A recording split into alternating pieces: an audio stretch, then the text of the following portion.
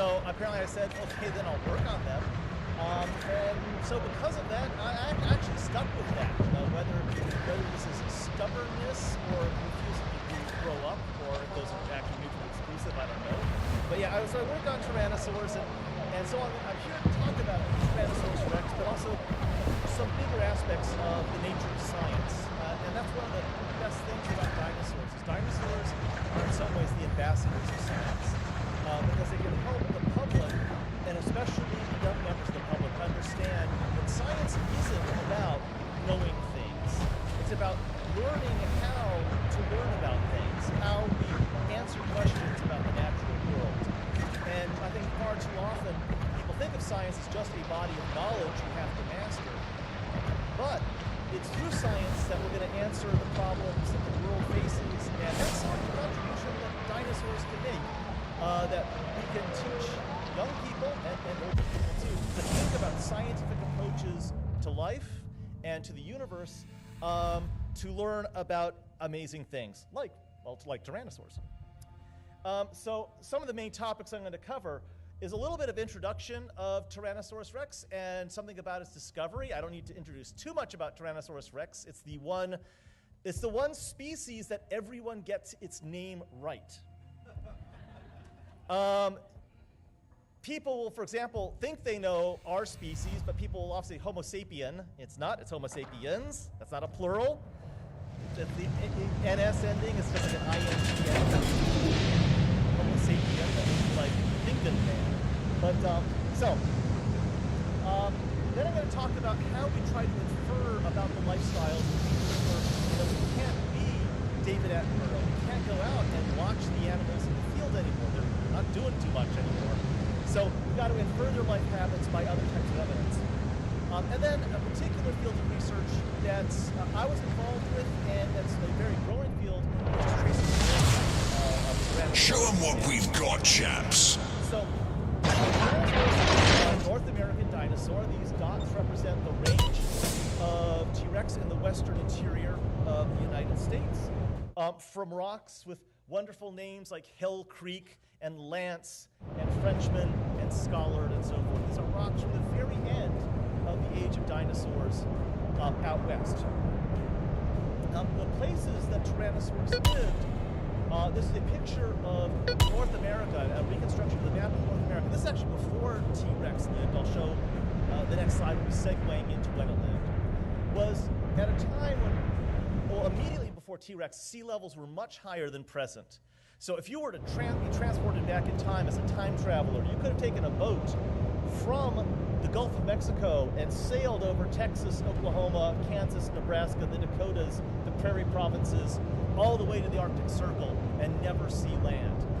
But that changed at the very end as sea levels rose. And Tyrannosaurus lived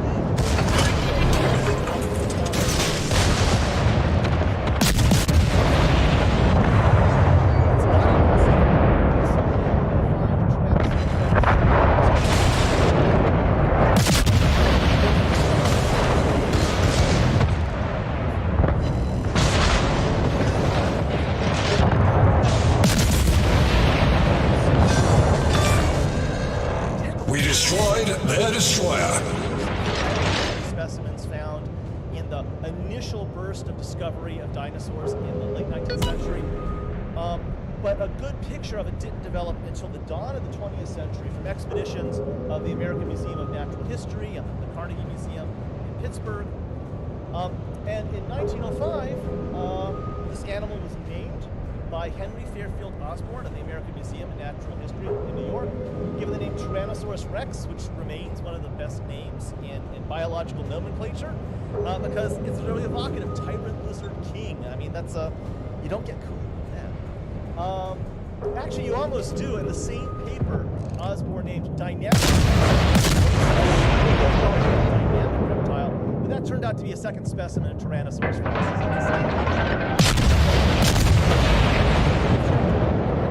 A year later, the fossils had been better prepared in this reconstruction. But even at that time, dinosaurs weren't new. They had been known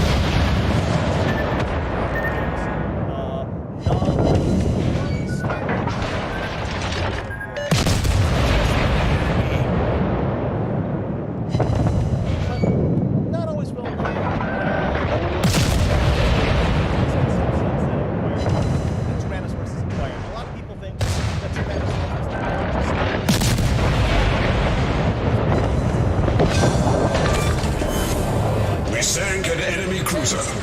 By at least one plant eater in its own environment. This is a T-Rex. There's an adult T-Rex next to the largest animal. It's a plant eater called Alamosaurus. Alamosaurus is actually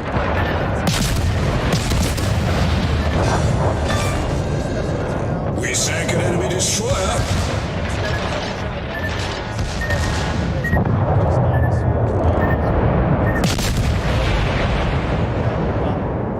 Has a dinosaur that rivals the giant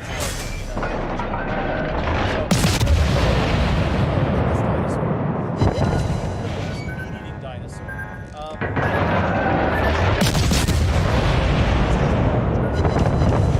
Among them are giant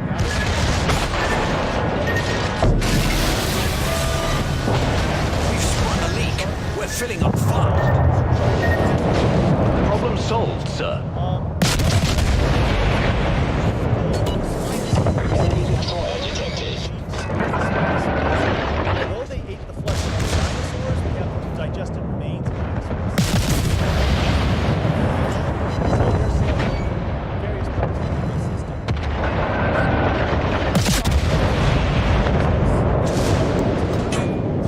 And it is.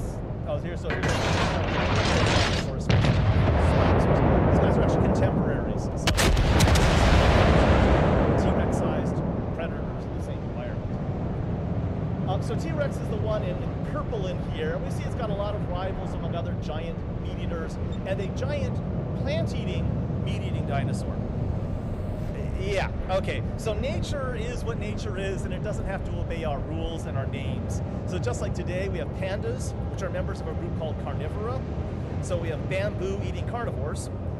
So too, in the age of dinosaurs, there were plant-eating members of the meat-eating dinosaur group. But Tyrannosaurus was the largest of its own particular group, so now it shifted color to red. T-Rex is the largest of its own family of dinosaurs, and by a margin there. So that's Tyrannosaurus Rex. This is, in fact, the original specimen, now at the Carnegie Museum, recently remounted. It is nice pose. And it's just one cluster of closely related forms, including things like Tarbosaurus, Daspletosaurus, Gorgosaurus, Albertosaurus, and Oleoramus.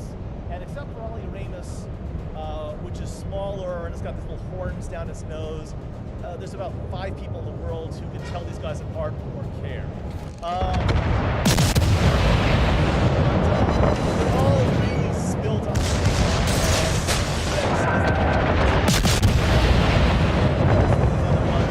sports star version and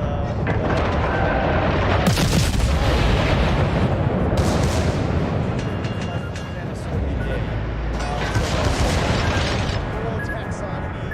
The day is of the family of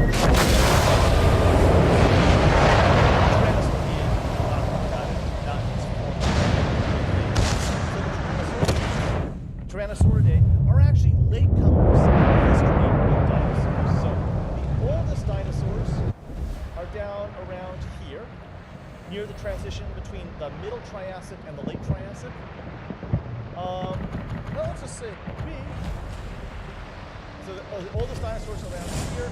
Classic dinosaurs like Stegosaurus and Allosaurus and Brachiosaurus are here in the Late Jurassic. T-Rex and company are towards the end. The Great Extinction is this red line right here. And we are at the top of this diagram. And something to consider is we are closer in time to Tyrannosaurus Rex than Tyrannosaurus Rex was to Stegosaurus. More time separates Stegosaurus and T-Rex than separates T-Rex and us. So there's not just one world of dinosaurs, but many worlds of dinosaurs. And for most of that dinosaurian history, it was the allosaurs and the megalosaurs, like spinosaurids, that were the largest bodied predators. Tyrannosaurids were latecomers in that history. They also had sort of a limited range. So T-Rex and its kin, the Tyrannosaurids, were limited to this part of the world, Western North America, extending over the Mediterranean, General quarters. China, Mongolia, Uzbekistan, and so forth, down into Southeast Asia. Separated from the rest of North America by the shallow seaway, except possibly at that very tail end, and separated from the rest of Eurasia by another shallow seaway, and totally separated from the southern continents. So tyrannosaurids were not a global phenomenon, but the community they lived with are really well studied. Because these are the dinosaurs found in the western interior, a place which is relatively easy to get to, which is very dry, and so therefore there's not a lot of ground covering that covers up where the fossils are, and because there's been a long history of study. Dinosaurs are pretty they're familiar to every young person out there. Dinosaurs, club-tailed armored dinosaurs. This fauna, this community of dinosaurs, was essentially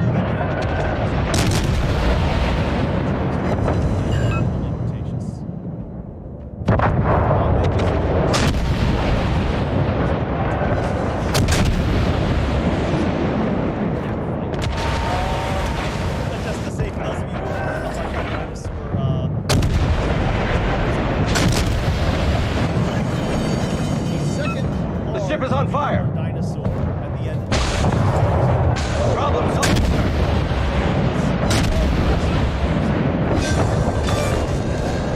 Enemy destroyer blown up. Always get the answers right. More here. Another inhabitant of this community. So, that's a little intro of Tyrannosaurus, but how do we understand how they live? We can't just sit back and film them. We can't watch them, behave. They're not behaving anymore. They just live there. So we have to use fossil evidence in order to tell that. And really, what that is a bunch of bones. So the fossil record shows us that Tyrannosaurus rex almost definitely had a bunch of bones.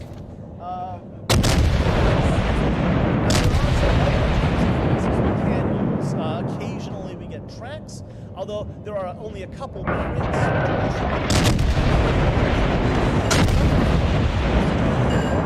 the fossil record called trace fossils. So most fossils we think about are the body fossils,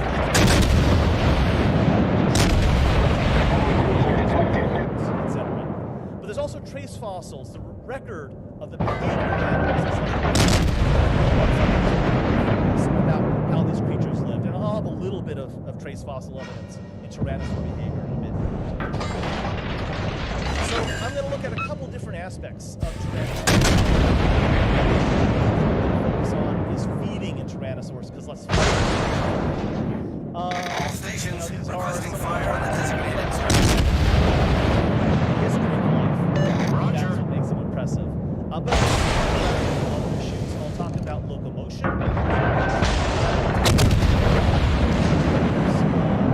How they change through time.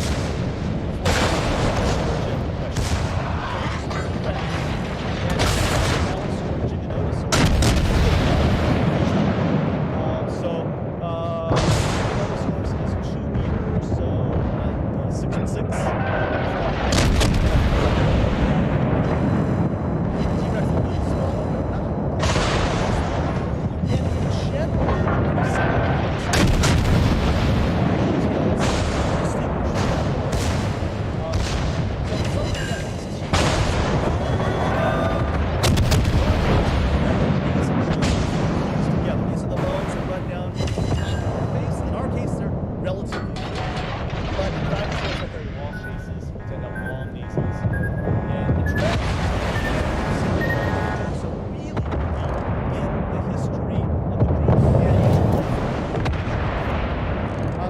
Tyrannosaurs can have incisors, that is, the teeth at the very front of the jaw, are normally pretty similar. And in many dinosaurs, essentially recognize them from the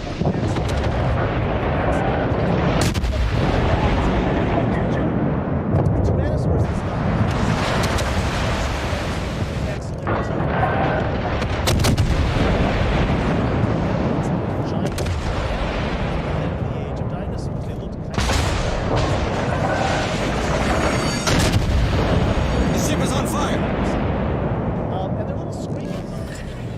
Problem solved, sir.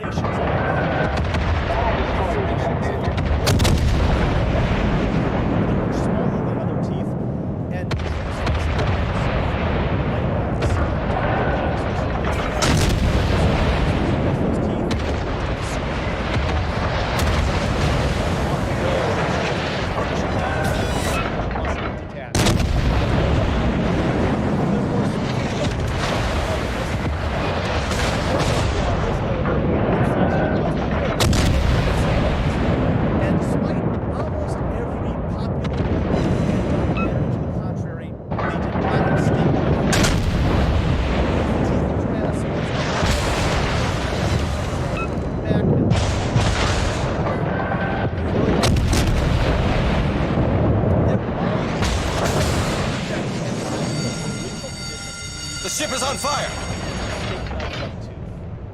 And in fact, if we had a complete one here, the crown, the part that sticks up above the gum line, and the root, the stuff that dips down into the socket, are about the same length in a typical, ordinary meat-eating dinosaur tooth. Tyrannosaurs, it's different. They're very thick from side to side, and the root is twice as long as the crown, so they're much more deeply anchored and much thicker from side to side. These are not cutting teeth. These are pulverizing, crushing, piercing teeth. At least that's what they look like. And so that's one thing we could do. We can look at these teeth and begin to infer how they used it from the morphology, that is, the shape. Additionally, if you look at the inside of the snouts of meat-eating dinosaurs, most meat-eating dinosaurs, here's an allosaur called Sinraptor, for instance, they don't have a solid roof on their mouth. So if you stick your tongue at the top of behind your teeth in your mouth, you'll find a layer of bone going across there. Because mammals have that. That's normal for mammals. A crocodile that would do the same thing would feel that. A typical dinosaur would not. They're like a lizard or a snake. They don't have a hard palate in front. Tyrannosaurs did. They did have a hard palate. They were more like a crocodile, more like a mammal in that context. But what does that suggest? That does suggest, in terms of the biomechanics and some computer studies that tyrannosaurs, dinosaurs, jaws are pretty strong and they land down on something.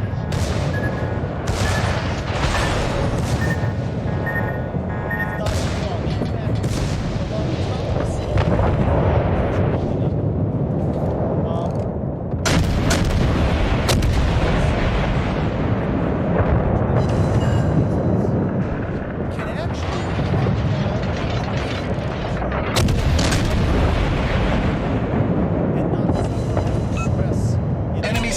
damaged. So they seem to have fed differently, and that's consistent with the shape of the teeth. Instead of being steak knives that just cut and slice through things, these pierce, and then twist. A different mode of feeding is called puncture and pull, as opposed to the bite and slice of a typical meat eater. So a different approach to taking down its prey items or eating things that they found that were already dead. Now, related to that, if you look at the faces of Tyrannosaurus, provide anti-aircraft fire support. Roger. These aren't distorted. These are actually pretty good skulls in both cases. Typical meat-eating dinosaurs have very narrow faces. Tyrannosaurs have very wide faces, rounded snouts, big wide backs on their head. And I'll come to some indication that they have control senses. Anti-aircraft gun crews are on full alert. Those who work on dinosaur biology have suggested tyrannosaurs actually fed this puncture and pull method, that they use their jaws to both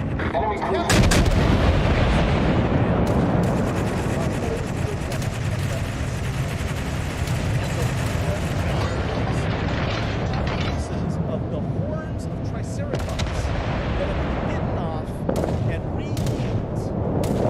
So it was an animal that was alive, that had a horn that was bitten off. Anti-aircraft gun crews are on normal alert. Tyrannosaurus. We also have the backs of the rear end of a duckbill dinosaur that got munched on and re-healed, and the shape of the bite matches the Tyrannosaurus, or it would match the bite of a Tyrannosaurus.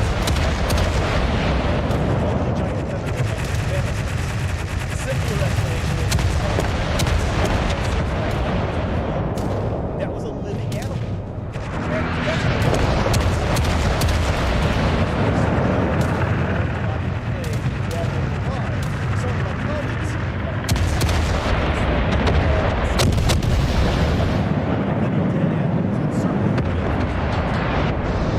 But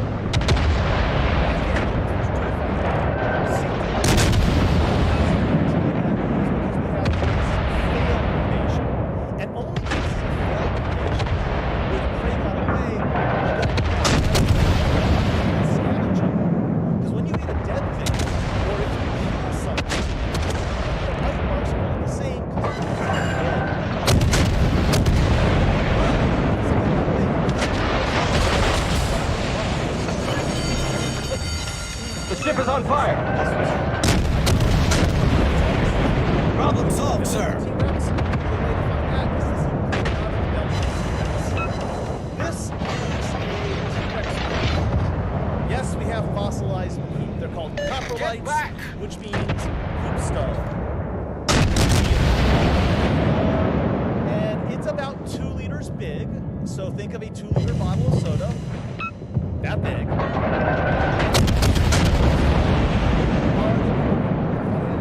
Are the partial small plant-eating dinosaurs Tyrannosaurs can do, and no other meat eater. So that's good evidence that Tyrannosaurs munch down.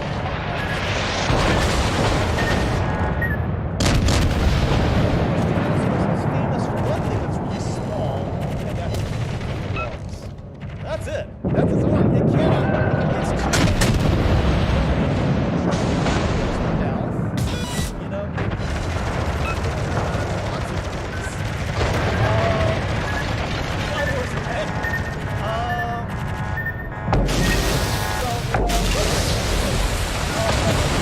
Hold below the waterline. Flooding quickly.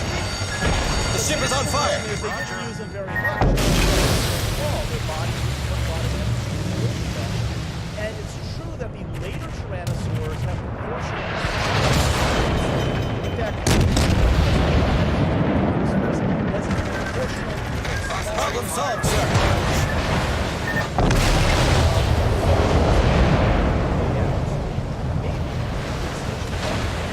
Dinosaurs that lived into 20 million years, 30 million years, 40 million years later may have lost their arms altogether. But that's pure speculation. Although, you know, technology could help out. So, something that has been the research of colleagues of mine, primarily out of Ohio, have been looking at, can we reconstruct the senses of Tyrannosaurus or other fossil animals? And in some cases, it looks like we can, because of attributes with regard to parts of the body that preserve details associated with the sense organs or with the computer that runs the sense organs, and that's the brain. So, for example, we can look at the placement of the eyes. So here's T-Rex with eyeballs in place, and here's a big allosaur, Acrocanthosaurus. Its eyeballs go there and there, and it shows us something. T-Rex could look right at you. And what that means is with both eyes focusing on the same target, they've got a lot of depth perception. Because in order to get depth perception, it's like a signal coming from 2 different eyes, and then the brain adds it up and tells you how far something is. Something like an Acrocanthosaurus or an Allosaurus didn't have as much overlap. It had some. It had much better vision off to the side, much greater peripheral vision, but less concentrated depth perception in front. In part, this may have to do with the type of prey they're going after. Acrocanthosaurus is a dinosaur that's going after basically big walking walls of meat, which are the long-necked plant eaters. There were, as I showed, there are a few long-necked plant eaters in Tyrannosaurus' world, but they were relatively rare. Whereas in the world of Acrocanthosaurus, there's a lot of these big ones. And you don't really have to be that precise to see where they are. But Tyrannosaurus is up against armored dinosaurs like Ankylosaurus, or horned dinosaurs like Triceratops, or dinosaurs like the duckbills that have some evidence for complex social behaviors, where getting in really precisely might be really advantageous to get in there, get that blow in, and take it down. Battle starts. Something might not be easily preservable, but turns out there's some evidence for is the ability to smell. So how well did Tyrannosaurus smell? Stink. But, but the brains of dinosaurs and other meat-eating, and other vertebrate animals, other animals with backbones, have the same part of the brain in the same spots all across the vertebrate kingdom. So we can tell where the parts of the brain associated with smelling are, where the parts associated with vision are, where the parts associated with balance are, and so forth.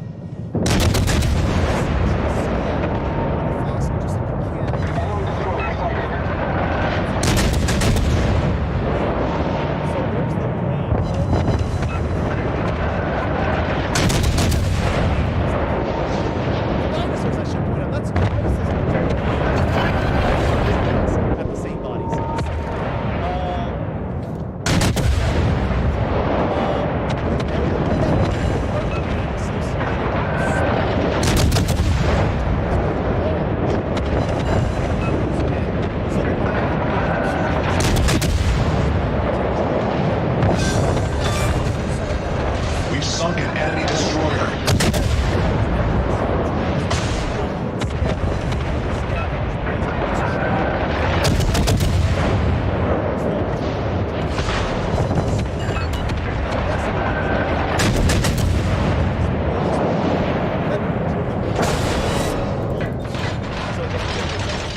Doesn't mean you're a hunter or a scavenger, it just means you have a good sense of smell. So if we plot the relative size of those olfactory bulbs against the body size, and we see down this line, that's typical meat-eating dinosaurs. So those are like the big allosaurs and so forth. It's true that tyrannosaurs have really disproportionately large smelling parts of the brain. As does meat-eaters, and that's the raptors. So, evidence that velociraptor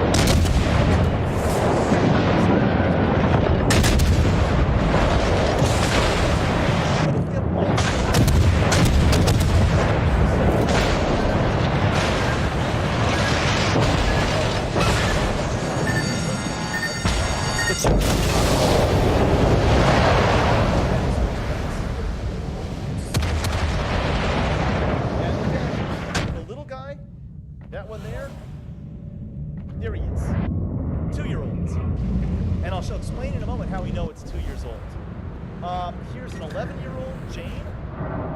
That's the name of the individual. We don't know if it's female or not. That's the big one from Carnegie, an older individual. Well, it turns out that dinosaurs, like many types of vertebrates, actually have tree ring-like growth in their bones. They lay down this so-called line of arrested growth about once a year. So if you've got a fossil, you can slice into some of the bones and count up the growth rings. The largest number of rings you have is the minimum age that dinosaur could have been. So you've got an age. But you also have the dinosaur size. You've got enough of the skeleton. You know how big it was. So if you plot the size of the individual versus the age of the individual with the growth curve, we can also see when they stopped growing. This is a rib of the giant T-Rex specimen Sue, and it shows that at about age 19, after that point, those growth rings just stacked right on top of each other. We call it the external fundamental system, and it means they stopped growing rapidly. It reached a basically full-size individual at that point. So we can map out growth curves of these guys. And when it turns out with tyrannosaurs, they start out really small, so that square, that's that 2-year-old. And then they hit a rapid growth phase. In tyrannosaurs, it seems to be around 11 or 12. Goes up for a while, peters out around age 19 or 20, and then they reach full size at about 20. And if we ignored the body mass, that could be a human growth curve. Little baby, growing up as a kid, sort of a stable growth, rapid growth around age 11 or 12, petering out at about 11 or 19, and then, little growth afterwards, but not much in terms of adding length. So we now can look at the growth cycles of dinosaurs, which is something we couldn't do before. Now, one last major field of research that I've been involved with here, and that is understanding where Tyrannosaurus and its kin came from. Because for a long time, our fossil record was a lot more spotty than it is now. That means we didn't have as many time layers and spots around the world, so we didn't have as many dots to connect up. And so prior to the 1980s, there were sort of two different arguments of where Tyrannosaurus came from. There's this Tyrannosaurus General quarters. One idea is that it was a super that is, it was the last in a line of meteors that included the allosaurs. And so they inherited giant size from giant-sized ancestors. However, as early as the 1920s, people had noticed some attributes, some skeletal features of Tyrannosaurs that were more like the little bitty dinosaurs. And actually, this guy up here is projected larger. These are both projected larger than life size. That's pretty close to life size. It's projected here. That there were features of the skeleton of Tyrannosaurs that were more like these little guys than were like these giants. And so maybe the little raptor dinosaurs were where the Tyrannosaurs came from. Well, that was a question because we didn't really have a method to choose the sort between them. That changed in the 1980s and 90s. Technique for sorting out evolutionary relationships was developed. And this technique, which looks at the pattern of observations and transformations of evolution and sorts out the simplest explanation for any set of data, started to recover the fact that Tyrannosaurs were, in fact, descendants of small-bodied meat-eaters and not descendants of giant meat-eaters. That they were little birdie dinosaurs. So Tyrannosaurs were part of this larger group called the Coelurosaurs that included some of those little guys I showed before, but also this group, the raptor dinosaurs, the ostrich dinosaurs, and the birds. They're not relatives of the dinosaurs, they are a type of dinosaur. In fact, they are a type of maniraptor dinosaur. Enemy battleship sighted. And the Tyrannosaurs were actually pretty close to birds. They weren't really super close to birds, but they were closer to birds than they were to allosaurs or megalosaurs or something.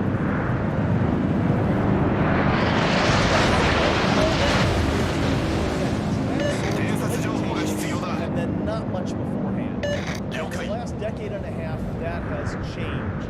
These are all the new Tyrannosaurs that have been named in the 21st century. That's a lot of them. And many of these are really complete skeletons. A couple of these are actually in Tyrannosaurus. And additionally, with the information from these skeletons. We were able to see some previously named dinosaurs, some named as early as the 1860s, were actually also tyrannosauroids. Remember, a larger maybe they are, maybe they aren't. It's hard to say. So our understanding of tyrannosaur evolution has greatly increased. And one of the things that we discovered is that they greatly increased. That they really, really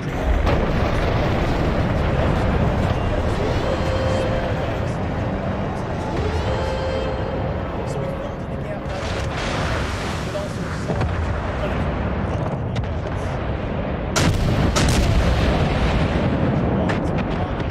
giants and they also tell us something about the transformations.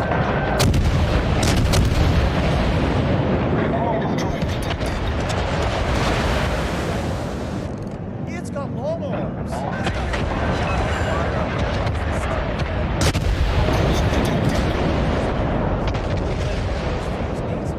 And it had those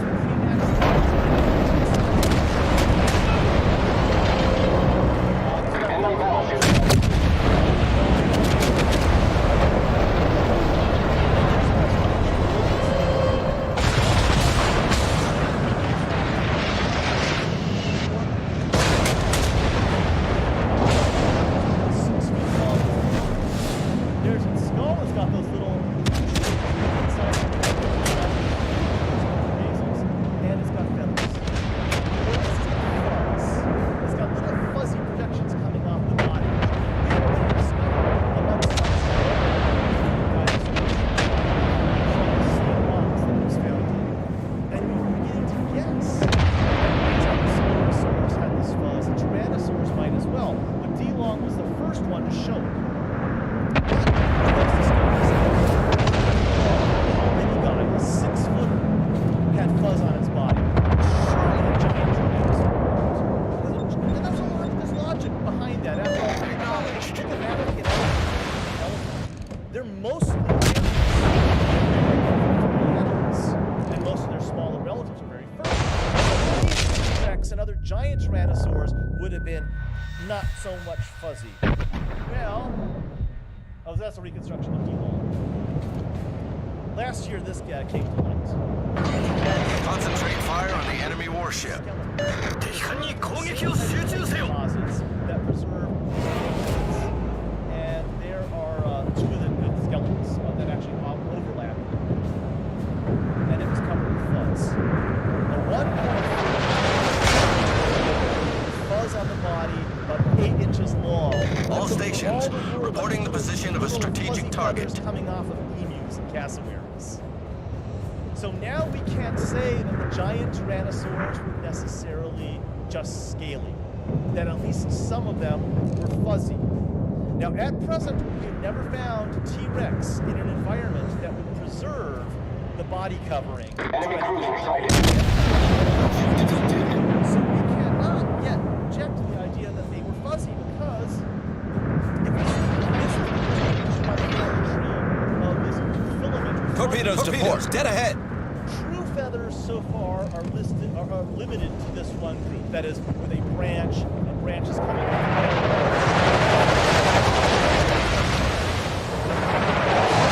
Torpedoes to port.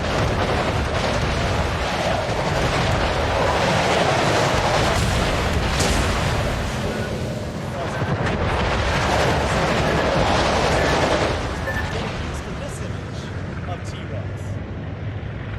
You know, a lot of us are more comfortable now, maybe juveniles, in this representation of the 2-year-old being fuzzy, but, you know, maybe even the adults kept it on part of the body.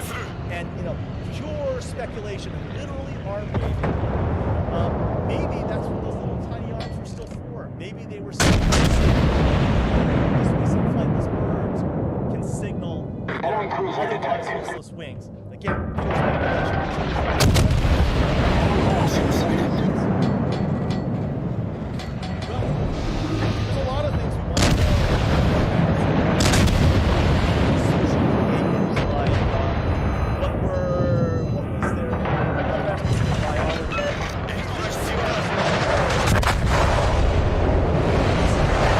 Was the last and greatest of the tyrannosaurs, but that's really my wasn't doomed, it wasn't destined to be the largest and the last. They could have gone on beyond. Who knows what would have happened? T-Rex was unlucky enough, like this individual, to live at a time when giant rocks fall out of the sky and brought the world of the tyrannosaurs to an end. So T-Rex was the very last of the giant tyrannosaurs, and they lived to see the day when the great cataclysm ended the age of the giant dinosaurs and allowed the fuzzballs, the mammals, who had been with the dinosaurs since the very beginning, to take over the Earth.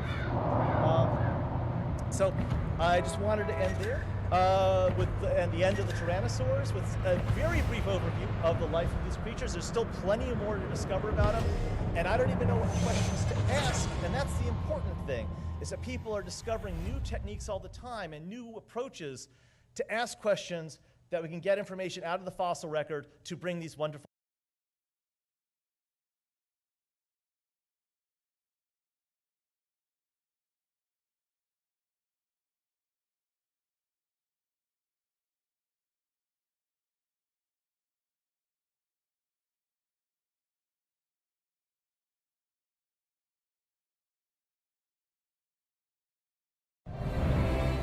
The pyramids of Giza are the oldest of the 7 wonders of the world. The Great Pyramid was completed around the year 2560 BC and was the tallest building in the world for nearly 4,000 years.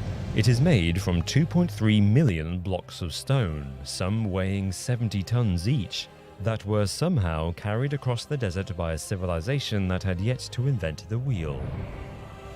In 2013, archaeologists discovered a hidden collection of papyri, documents written in ancient Egyptian hieroglyphs dating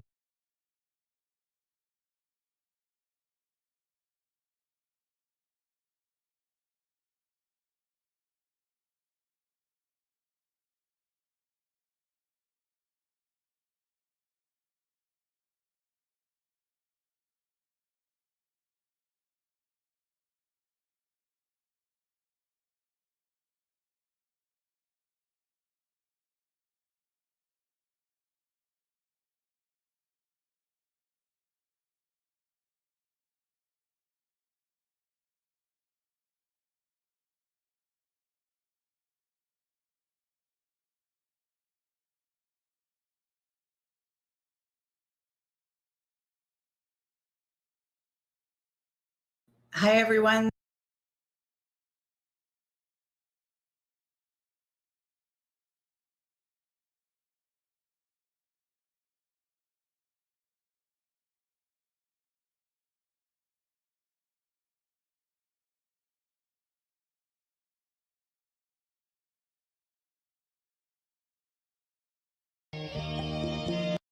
The oldest one, Baden, is a contactee. Absolute. But I can tell you what my sister actually witnessed and saw him do. We can talk about that another time, but it is absolutely amazing. I did let Miriam Delicato know, and I told her what my sister had said. And Miriam, of course, said, you know, this child needs to be protected, be careful who, and then I explained, you know, to my sister what Miriam had said. So, things are... That's actually a good thing. Yeah. I'm actually going to be getting my sister in contact with Miriam. Cool. Very good. I wasn't actually sure how to categorize you.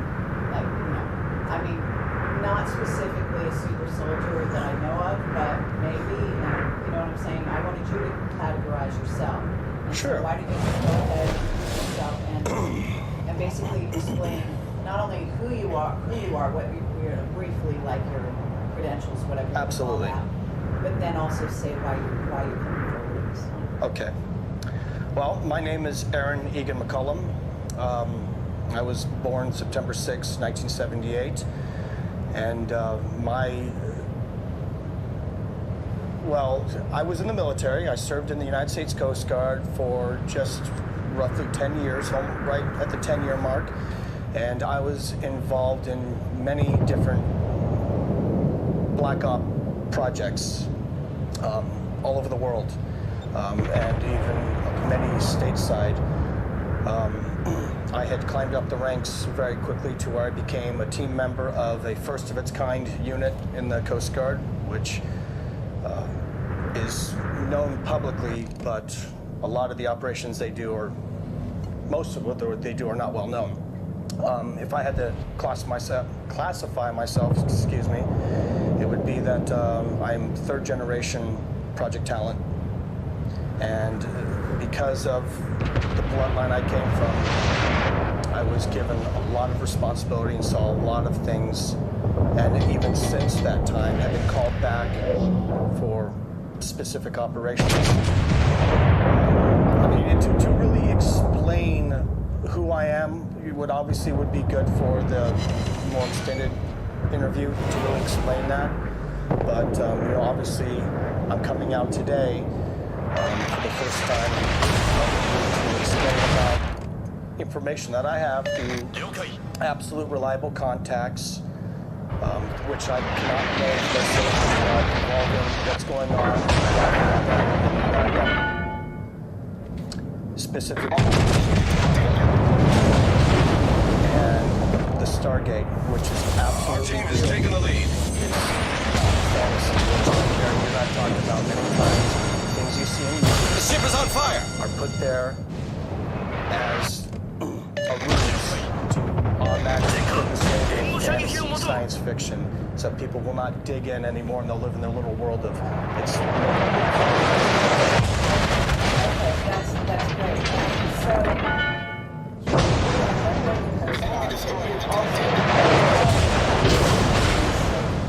teams of special ops units. Yes, and Project Talent has really two sides. They have the people that never were in the military, civilians, but work directly in the military, even sometimes wear military uniforms, but never went to boot camp. They have their own side of that. Duncan, for example, Duncan O'Fingan, was absolutely Project Talent. Then there are people like me. This is where it gets a little complicated. I did not choose the branch of service. When I was 16, certain individuals, agents, came to me and told me which branch of the military I was going in and when it would happen. So I already knew 2 years before joining. So I was in the military. I got regular military training, but at times when I would be temporarily assigned, it's called TAD, temporary assignment duty, to other units, I wasn't actually doing what was known by my commanding officer or whomever at the time. I was actually increasing my training that I had started when I was very young. So there was times when I was Petty Officer McCullum, worked my way up to being, a chief engineer on ships and doing special op rescue, drug interdiction, whatever. And then I had the other hat, where I was just an agent. No name, no denomination of rank, nothing. So when you say you're doing that, are you meaning that,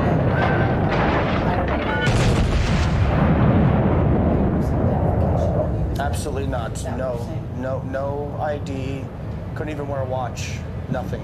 Okay. And on those assignments, is that where your sort of buried memories are coming back in regard to those assignments? Honestly, it's happening on both sides because, like I said, it's kind of complicated, but let me try to explain as best as I can.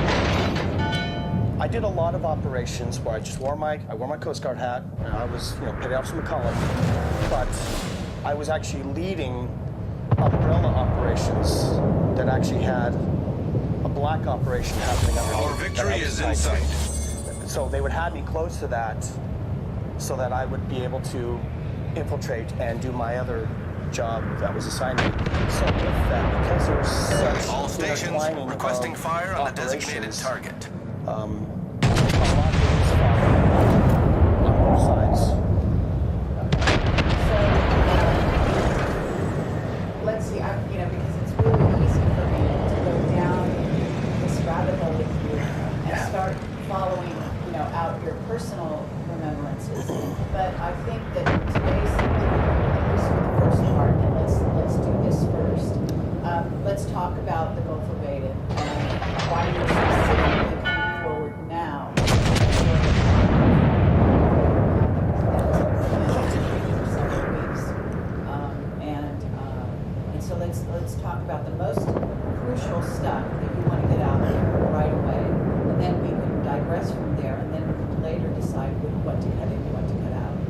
Okay. Let me just make this statement. I want to make this perfectly clear. What I'm about to let everyone know is based on actual facts, articles, also contacts, absolute reliable contacts who have contacted me within the past month. Overwhelming amount of information. And this is also based directly on operations that I was a part of, that I'm getting some numbers back from July of 2008 until the beginning of March of 2009. Operations I was a part of. What is happening now? Blah, blah, blah, then. Let me just, okay, so what is occurring right now? It's actually been going on for quite a while, but it's just now, for whatever reason, it's leaked out, or they have allowed it to leak out, I should say, that there has been major military shipment in the Gulf of Aden in a specific location. Circling a designated area of open water. We're talking Russian warships. Dead ahead. Australia, Germany, UK, the list goes on and on.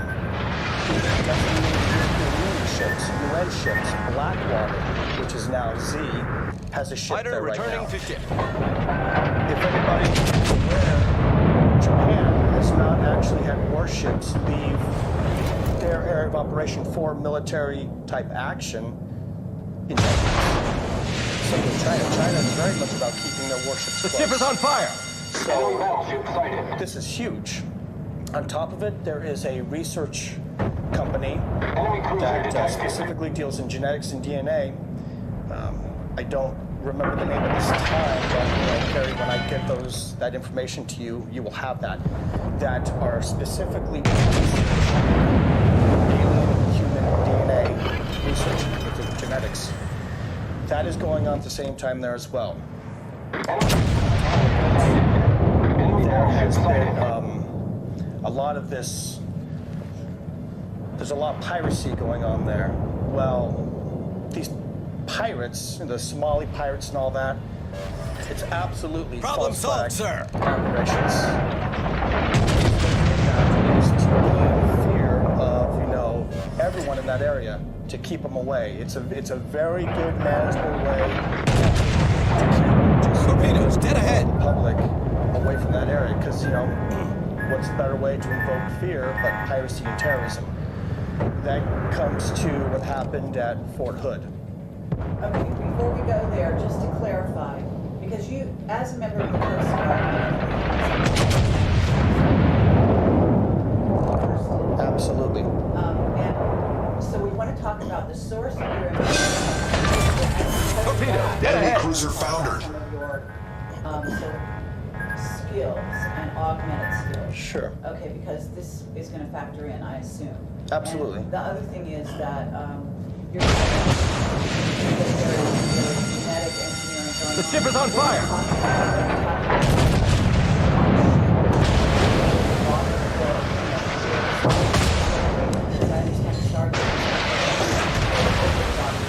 It is, and there's witness testimony, and there are images of, they're calling it an anomaly in a huge magnetic field Torpedoes, direct front. that is occurring right there. They're calling it an anomaly. In a swirling motion, it's actually causing a whirlpool effect. And there has been actual sightings, and you can find this online, of where they have seen a part of it actually come up. But that's gone away now as far as the sightings, because they have, the area of security zone around it is miles and miles and miles. Okay, but who's in charge of that area? Well, I'm not quite sure, to be honest, of who exactly is in charge, but I can tell you who I would be not surprised if it's in charge is obviously members of the global elite, the power to be. What I think is who was in charge now, I think is going to change or may have already changed, but I have not yet been able to get confirmation on it. When something like this occurs, is a Stargate something that had not been discovered? Had it been put to rest and there was no interest in it? These are possibilities, but when something like this comes up, certain projects that are still very much happening under the name of Mark Ultra come in and assume command as per direction of certain members of the global elite. Okay, and when you say Mark Ultra, you're actually saying MK Ultra, that it's a different designation? I don't understand. Well, Mark MK is actually used for designation of projects, things. That's just me in my military talk. When you're in the military, it's actually referred to as Mark Ultra. Like you have certain flares that you use, like the Mark 134, but you look at it, it says MK 134. I see. So that's just me being military, but I'll try to say MK Ultra for, you know, I tend to start talking using military lingo because I did it for so long. I understand. Okay, and actually, let's talk about how old you are and how long you spent in the military. I am 31, and I, by the books, spent just under 10 years in the military. But my involvement has gone on much longer prior and after.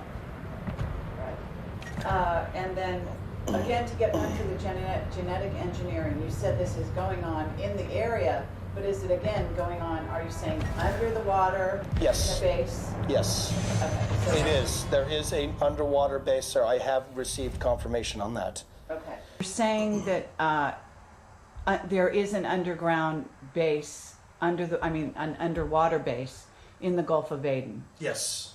Okay. And that's where you think the genetic engineering is going on? Absolutely.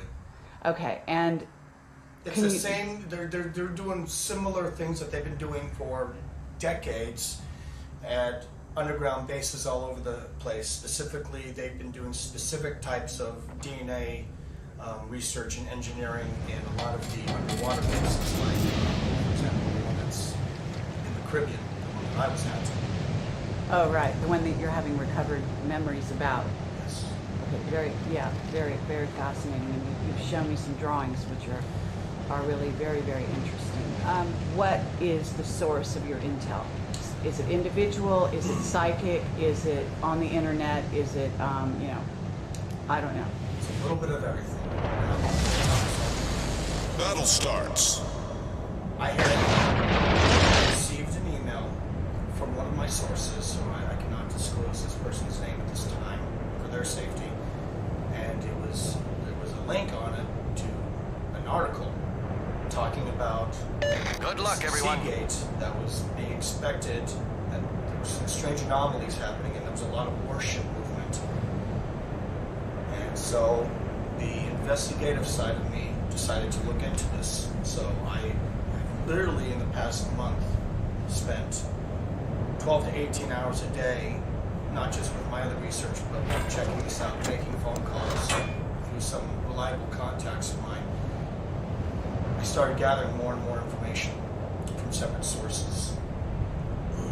Then when I finally saw where it was happening and then realized that Alle now Stationen. that Strategischen Ziels. all of a sudden targeted Yemen. Enemy cruiser sighted. Enemy cruiser sighted. Enemy cruiser detected.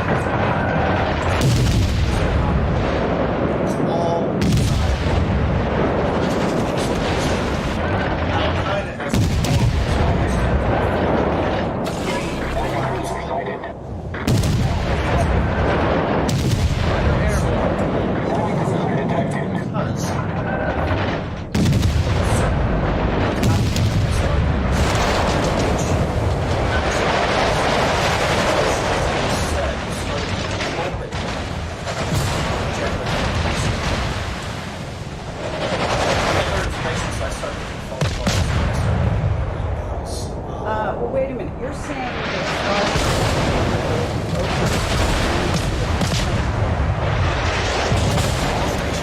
Concentrate fire on the target. What I know for a fact is that this year, 2010.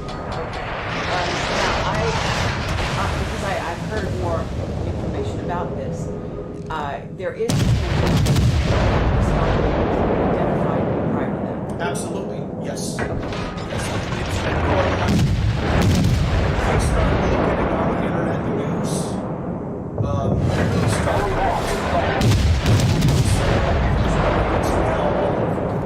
I have a whole file that I'm trying to believe it, the stuff on YouTube. There's a lot of garbage on YouTube. It's on YouTube if you YouTube. Alle Kräfte, Basis erobern. Achtung, melden Sie. It's been known. This was started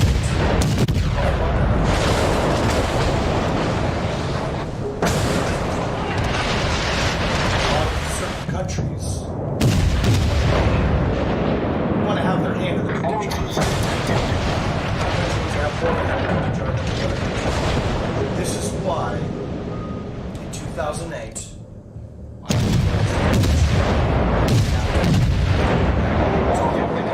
United States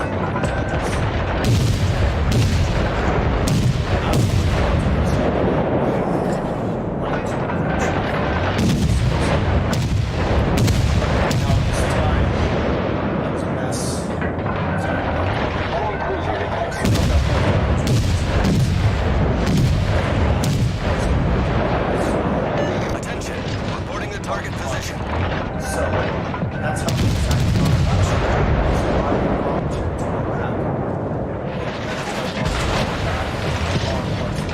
but I had met at Camp Pendleton with this captain. Quite sure who we worked for, but obviously Concentrate fire on the designated target. and then two generals. One general now is actually working as on the Joint Chiefs of Staff in charge of all special operations. Are you able to name this person?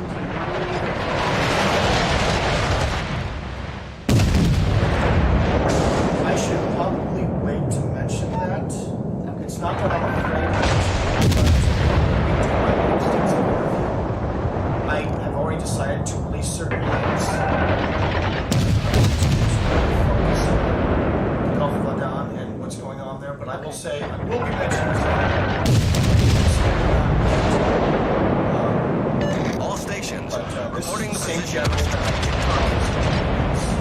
So that's what I'm talking about. And he told me that in North Africa, and it's still happening, but even back in 2008, there was a massive military movement, U.S. military movement in North Africa. Attention, reporting the target position. That was one of the assignments that I was going to look over some operations there. There was also a big movement happening in the area of the Suez Canal, which is right in that location of the Gulf of Aden. I then started meeting top Black Op military personnel from all over the world, a lot specifically from Australia, Australian SAS. Several of these gentlemen were definitely Australian, but were of Middle Eastern descent, who were being trained to conduct false flag operations in the Middle East. Attention, reporting the target position. After this happened, there were some false flag events that occurred. The big one in Mumbai. It was absolutely destroyed for our country and the UK. By this general and some other people. I started developing a new team that I was in charge of. We started out by doing a lot of stateside training operations with local police force. Specifically, started the groundbreaking one was with Twin Palms, out in Twin Palms which 29 Palms Marine Base is close by, where the U.S. Marine Corps was doing. This is where they started doing the security checkpoints, which all up and down California.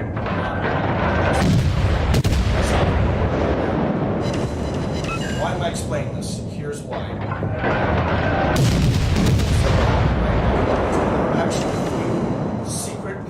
bases in North Africa right now, where there are actually more U.S. military personnel than locals.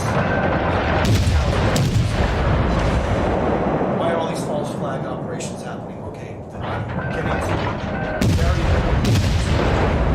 important is these small false flag operations actually conducting false flag operations.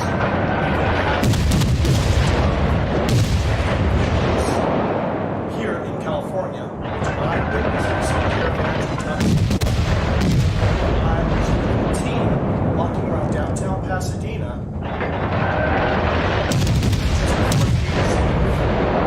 because we had received intel, which I later found out was false, regular military personnel and local police, that a munitions train Concentrate fire on the enemy warship. to Camp Pendleton. After a check in Barstow, they realized that 5,000 pounds of explosive was missing on the train. Immediately, security checkpoints were placed all over the place. I found out that this was I started to find out why this was all going on. Shortly after that, I was the project. My computer was yet again shut down. My cell phone to the police report. Friends in front of my place. I was just the heat was getting on. I was sitting on the couch with a friend of mine. This was in your March of last year. Yes. Now, what is this all about?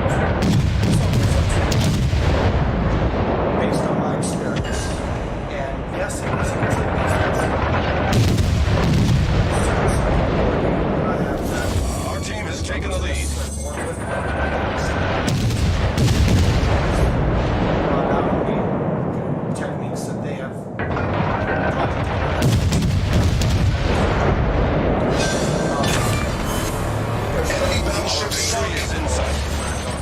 happening this year.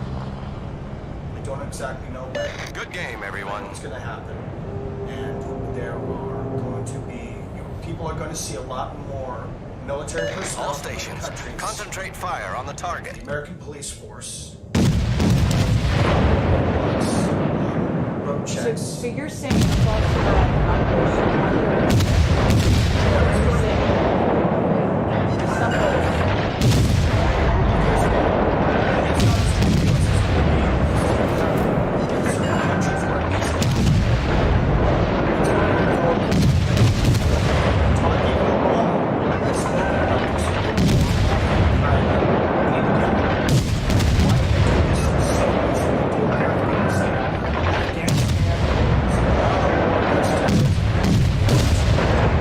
Gain more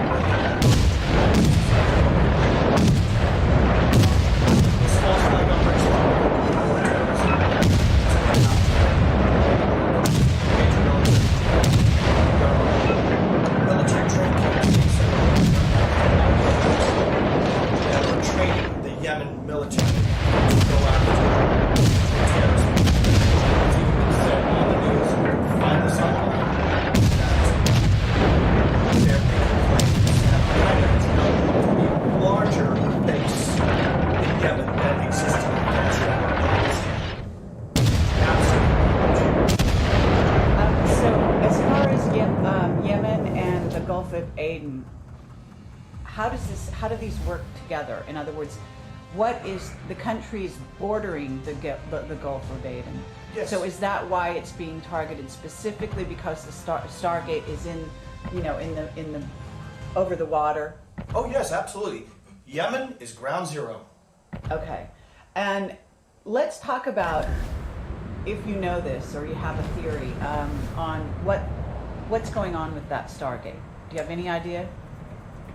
All I can give you now is theory, but I encourage everybody that's going to see this to do your own research. Everything I tell you, do your own research, because if you don't question, you don't research, you're not learning, and you're not waking up. Based on my experience with a project that I was a part of, that again we will discuss in my full interview,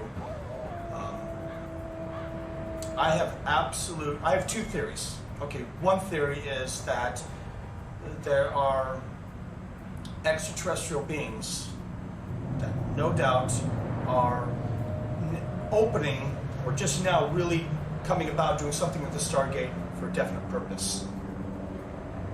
Now, are these extraterrestrials friendly or are they unfriendly? It could be two possibilities. I do not know yet, but I am working on to finding out through some very reliable contacts. If they are indeed friendly, then they have opened it up, because we are coming to a time in our world. 2012 is not the end, but I definitely believe that big things are going to be happening, and we do have friendly extraterrestrials that want to see us really become the world we're supposed to be. They're not going to come in and rescue us, but they definitely do things to help assist us move along. Are these the extraterrestrials that decided to open up the Stargate?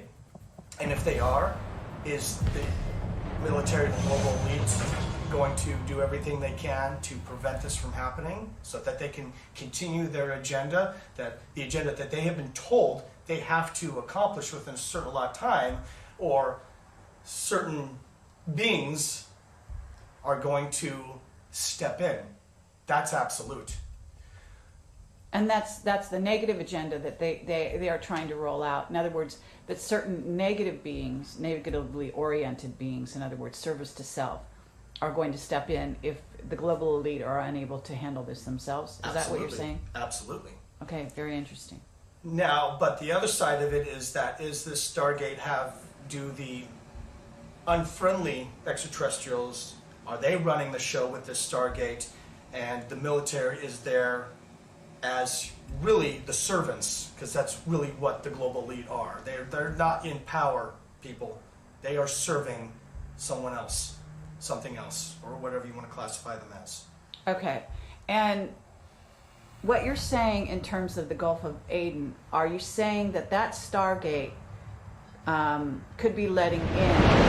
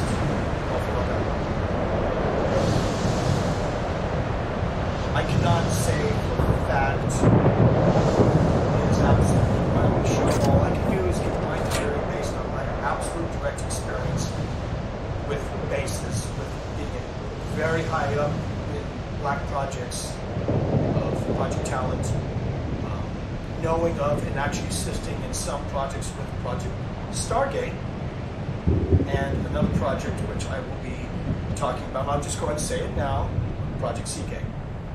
Okay, Do you feel that what's going on in the Gulf of Aden, are you saying it's Aden? Do you know how to pronounce it actually? I believe it's Aden, Okay.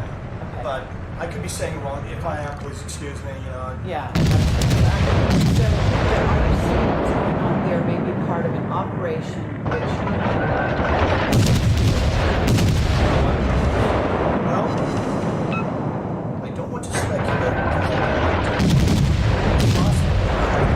The information that's been given to me is labeled as external. Because I know, as far as I know, there is only one location in the entire world. Could I be wrong? Was that with the information that even I was privy to? It's possible, but I doubt it. and that's about an underwater base that's located in the Rico area? Yes, it's in the area of Puerto Rico. Have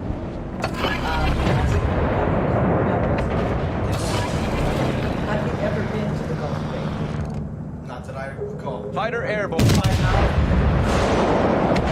All the information, everything that I've shared with you on the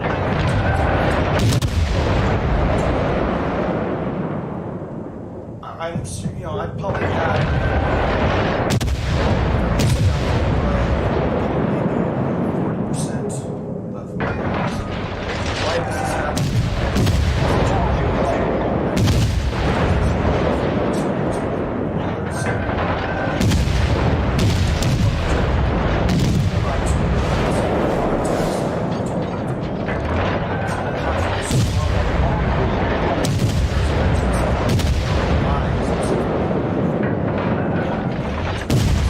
Direct fire.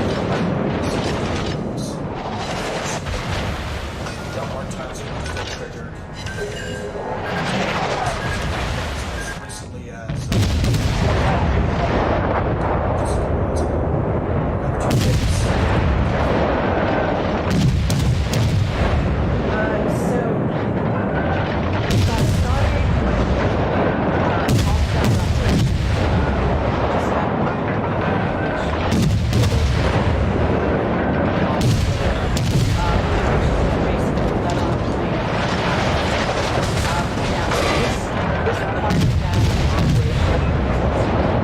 It's like the opening act in a certain sense. It is because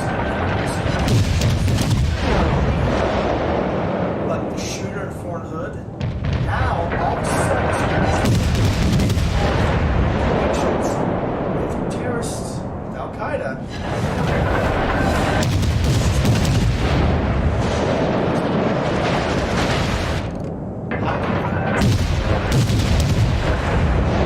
Major operation happening in Yemen.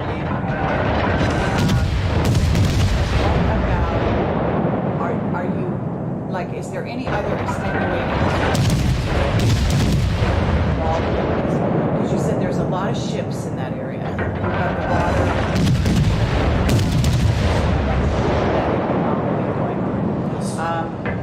What's going on? Touch with, for example, any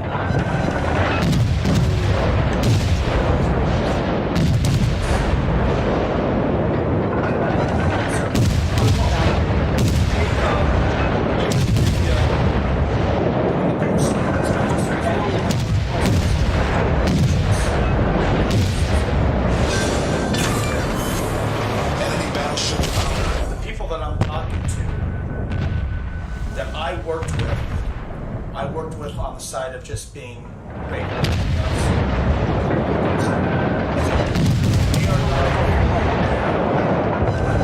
Torpedo, dead ahead. Torpedo support.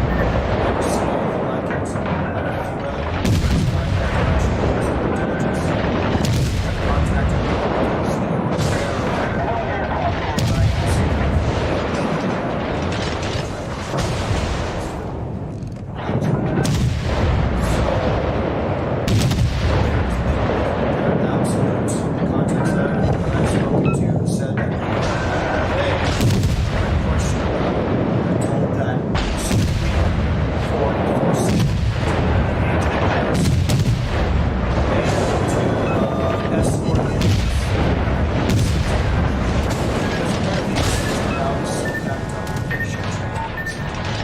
I never, ever heard of backed up ships. The ship is on fire. Never heard that. Okay, so if they're going through the Suez Canal, where would they destination for those ships, right? Yeah, absolutely. Okay, for example, Torpedoes, direct front. Torpedoes to start. so they could be just going Torpedoes, through, dead ahead. bound for other areas, right? Yes. Not just all hands. If they did that, Enemy destroyer sunk.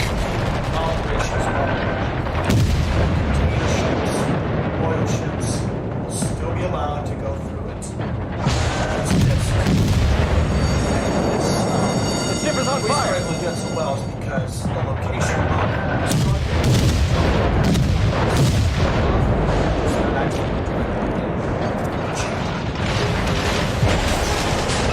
But as far as, you said that you have information, and I don't know if this is public information, that there are ships from other countries. In other words,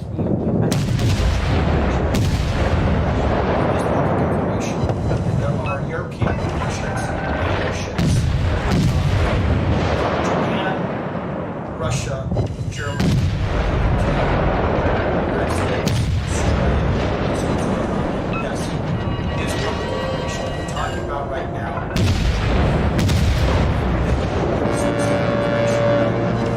When I give it to you, so this is out there. Get on your computer.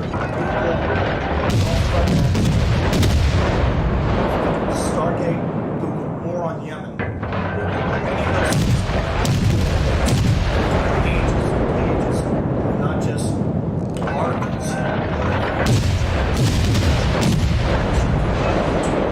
Because with that, once you start digging, it's amazing.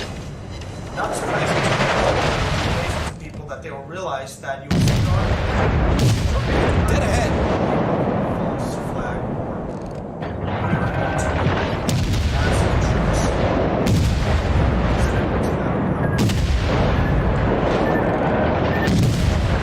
it's going to happen. As far as my knowledge, and I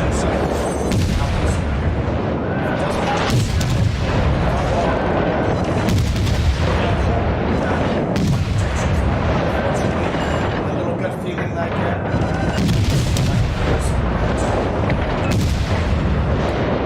Sometimes I actually get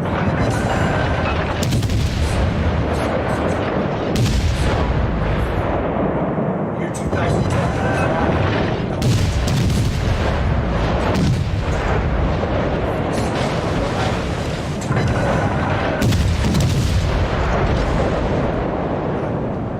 Everything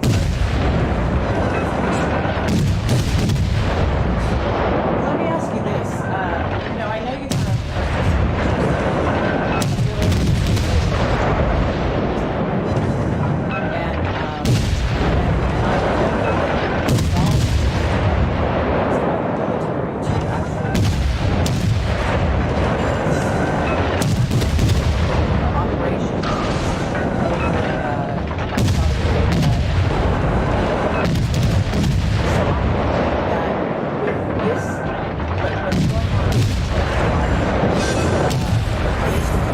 Enemy battleship destroyed.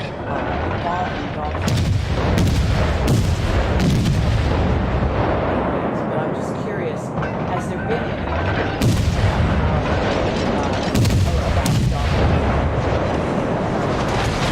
The only information that I have for a fact, which is information dolphins are being used in all waters around the Middle East for reconnaissance missions. They actually have dolphins that are trained that have actual surveillance equipment that are attached to them for looking for underwater mines, looking for bombs under piers, even under ships, oil rigs, and even information gathering. They have dolphins that are set up with certain information sound recording equipment that actually can record sound on land that travels through the water, because sound travels at a much greater distance and can keep its real concentrated frequency much longer underwater than it can in open air. Do I have any information that dolphins are specifically being used in the Gulf of Aden for whatever intensive purposes with the Stargate? No, I don't. But based on my direct work with dolphins, with Project Seagate, I would not be surprised, because dolphins have been discovered because of their frequencies, because of other abilities that dolphins have that people are not aware of. They discovered a while ago, or however long, at least I know for at least 20 or maybe even 30 years, that dolphins directly have, because of their frequency, because of what they can do, are almost used as a medium for travel via the Seagate. What do you mean by that? Travel? Are you talking about time travel? I'm talking about not just time travel, I'm talking about travel to Okay, how are countries.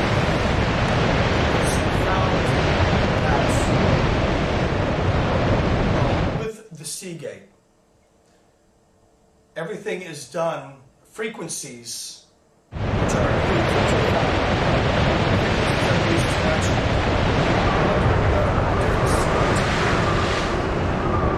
this way your body can actually handle travel starts. great distances. You mean, in other words, if humans are put in contact with dolphins, Let's give them a hard time. and do what's called in training, Yes. they get aligned on the same Good luck frequency and fair as a seas. dolphin, and that heightens Much obliged. awareness, such that if you then, I'm just, I'm extrapolating here, but because I've swam with dolphins and I know this happened to me, I'm guessing that's kind of what you mean. You're absolutely, you're on the right track, yes. One of the things that they did that I was a part of was called, let me remember what it was, psychic echolocation,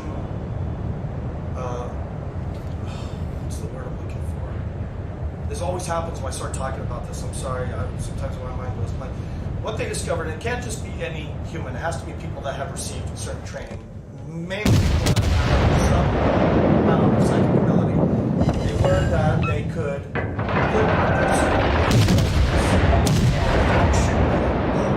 cause deep molecular psychic vibrations. It is used as a medium coexist in this way, so that it heightens the senses of the psychic person. Right. And so then what would happen? I mean, what would be? I mean, this is. I guess we're kind of going off into area of speculation. Although it occurs to me that perhaps this is This is the thing, the subject that Fighter I airborne. myself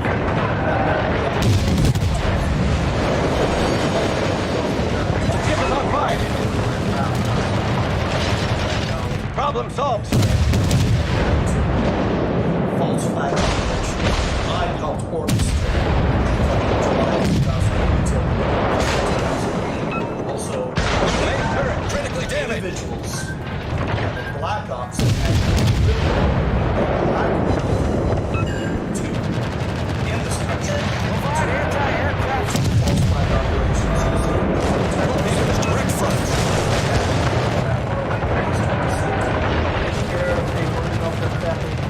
Iraq, Pakistan. As long as I had the training, and they. looked the part. So you were involved in these so-called false flag operations. Can you describe a false flag operation that you were a part of? Yes, I can. Well, one of the false flag operations was where the 5,000 pounds of C4 mysteriously disappeared from a munitions train heading to Camp Pendleton. After that, Twin Palms police force started working with the Marine Corps. I mean, a bunch of military vehicles, specifically Humvees, from their motor pool were being taken, but were not being signed out. But then when certain individuals were even asking, even when I asked about it, don't question this, you know. And Twin Palms was doing random DUI checks. Now, if people know this, the military are not allowed to do in-country security checkpoints, DUI checkpoints, anything involved with the police. That's what the police are for. When that begins to happen, that is a preemptive strike to implement police state nationwide. Absolutely. Then there were even a bigger military presence that was happening, of all places, in Pasadena. This doesn't surprise me because Pasadena is really a trifecta of some very deep military operations. Jet Propulsion Laboratory, JPL, Parsons Corporation. I encourage people who are going to see this, look into the history of the Parsons Corporation in Pasadena, and you will be disgusted with what they have been a part of, especially recently with putting up certain kinds of hospitals in Iraq.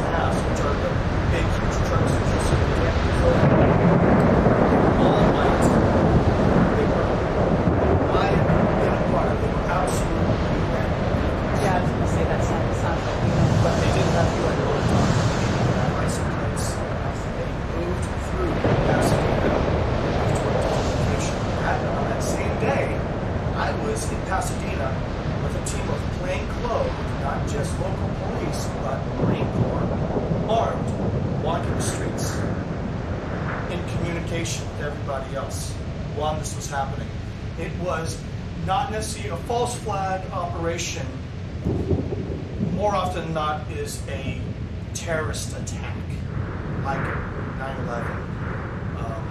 So what was going on with the white caravan was more of a preparation? Is that the False idea? flag training operation I see. in preparation for an actual false flag, because you have war games. Two does war games. What are war games? War games are training for actual war. It's not a war game, but it's a false flag game training operation. When we say false flag, what we're talking about is something where a terrorist event will happen and the operation, it is a bomb. It is conducted by,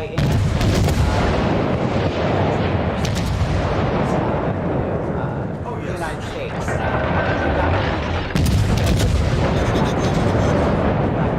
Absolutely. Projects. And, yes, that's the biggest the people that are in charge of have orchestrated it. The bombings that happened in England. That was an England false flag operation. False flag, absolutely, because of all related to Incrociatore nemico affondato. It is a network to allow false flag operations to happen. Essentially, without the people that are used are aware of it. People have to understand that more often than not.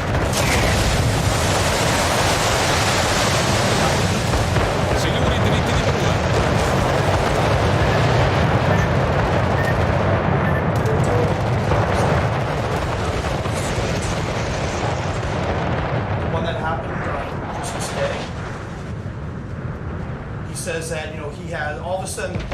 reports that he was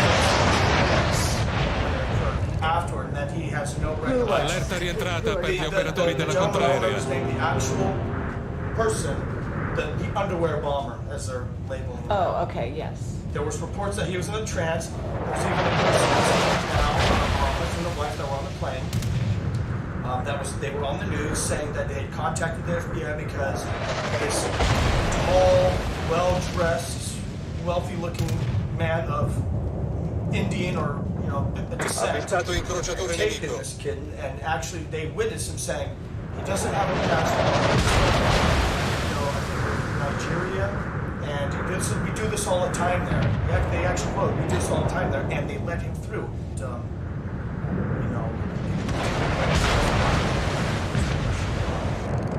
Okay, so but you yourself, you're saying over a year ago you saw convoys and so on going on here in California, like a Yes, absolutely. There's been a huge buildup of military in Southern California. Avvistata corazzata nemica. There's a lot of military bases in California. California is very much Avvistato caccia. military movement. I myself am ground bases. That's in the San Diego area, and another one that's in San Francisco, which is known as a it's a skeleton crew. Probably a lot of people don't know about it. It's located in the San Francisco Bay Area, and all you can see from the water are three very large, U-shaped trees. There's a lot more to that base than they have a huge Porta aerei nemica it's individuata. massive. Have you been there, or did you get told about this? No, I've been there. Oh, okay. I was there. I was there in 2000, 2001, and then in the first part 2002 before I went to become part of the project in Okay, so I guess what I want to do here is just make sure that we've gotten the information that you wanted to put out specifically, around the Gulf of Aden. So just to clarify why I was coming out right now, you and I spoke about times of the essence. All flag operations are happening more, not just the United States, but other countries. I would not be surprised if we will see some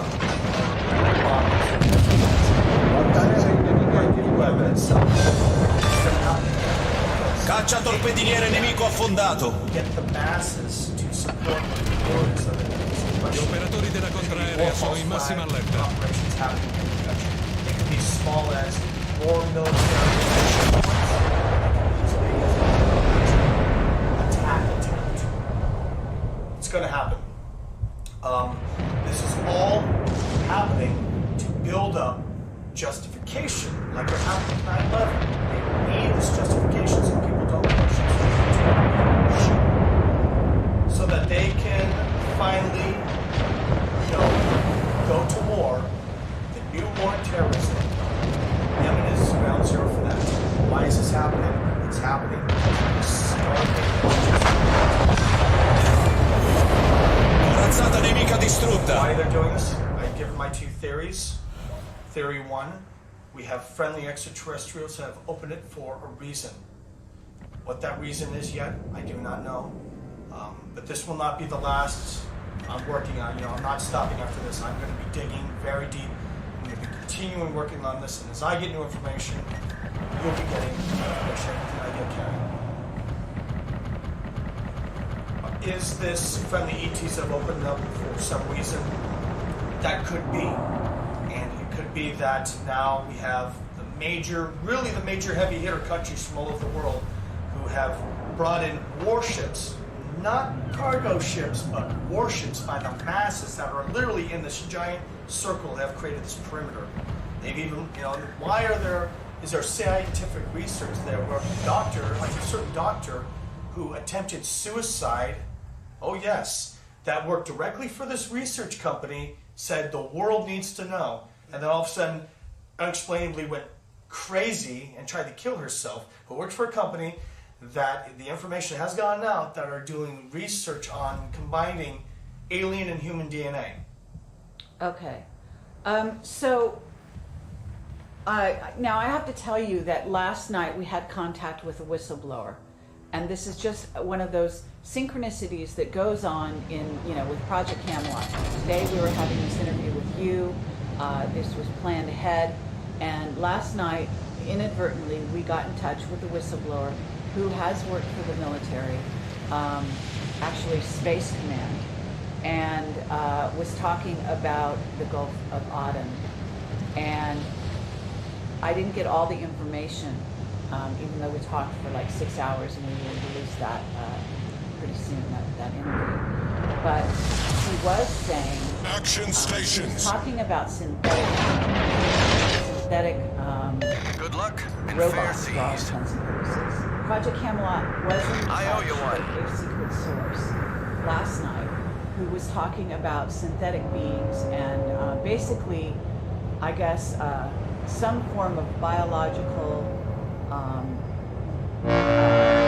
robot, I guess, that are being created, and some which may be also coming here, in other words. And so I am wondering whether or not the Gulf of Aden is specifically connected with the possible invasion of these synthetic beings. Is there anything that, any hookup that you know of in this regard?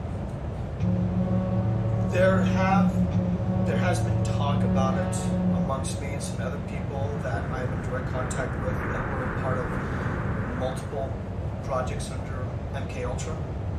That's something that we've discussed, but we weren't sure if we really wanted to go public with that just yet because,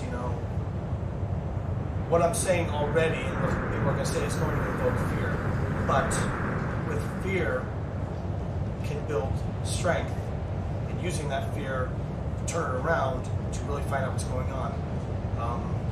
But yes, Okay. It's something that we have talked about, that it indeed is being used to bring in synthetic beings that were made off planet. Okay. Now, I'm just curious, now I've got a question for you. I'm going Sure. to turn around and ask you a question.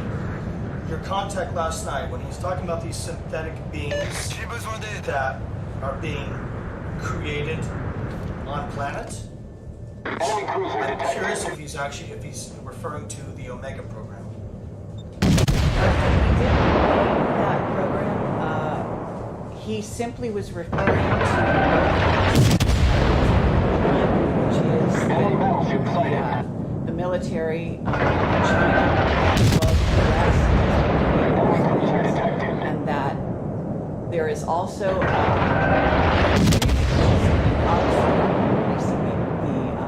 the interview shortly, but he was talking about the beings that were created in association on Atlantis, taken off the planet to another planet and allowed to develop. They develop themselves. However, they're synthetic and that they are now, for some reason, returning to Earth. And they are, let's say, not active, and they are also... We destroyed an enemy cruiser. Off to a great start. So it just dovetails in a very interesting way. Now, this person was not able to say whether they had arrived yet. I think that he was indicating that they had not, but I'd have to go back over the transcript to verify that. From information that I've been able to gather,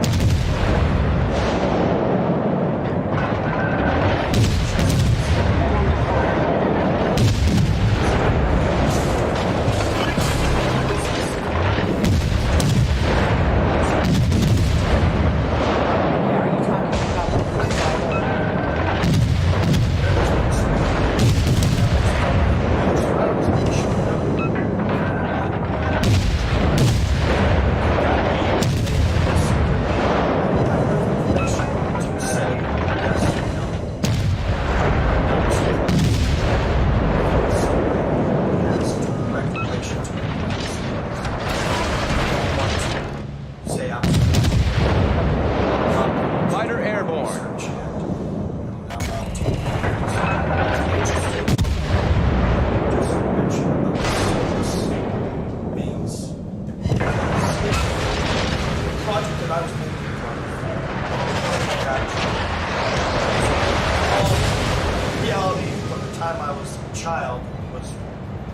prepared for. And that's, again, we'll get into that. Our team has taken the lead. Now, it's a major project, huge underground base location. Some projects. Project Seagate is almost like Project Seagate, one location, but had many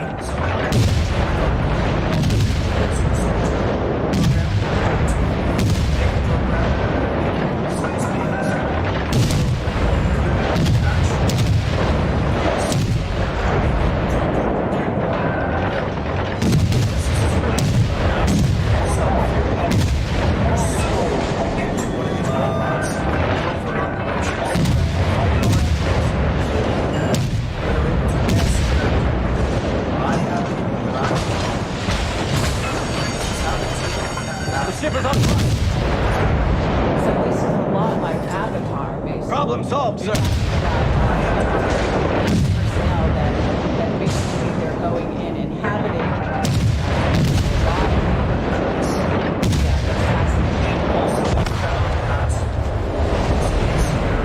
to have this for traveling for operations through Off the planet. Seagate Okay. off planet.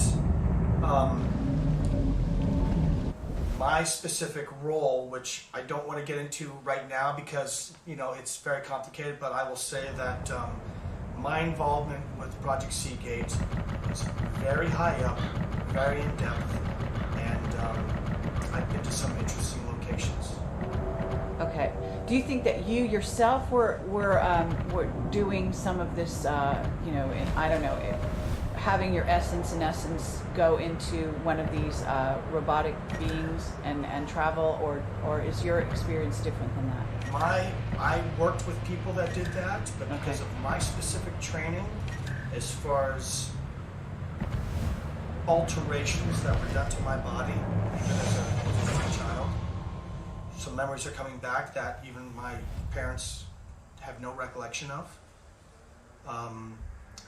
I was able to physically be relocated because of what was done to me.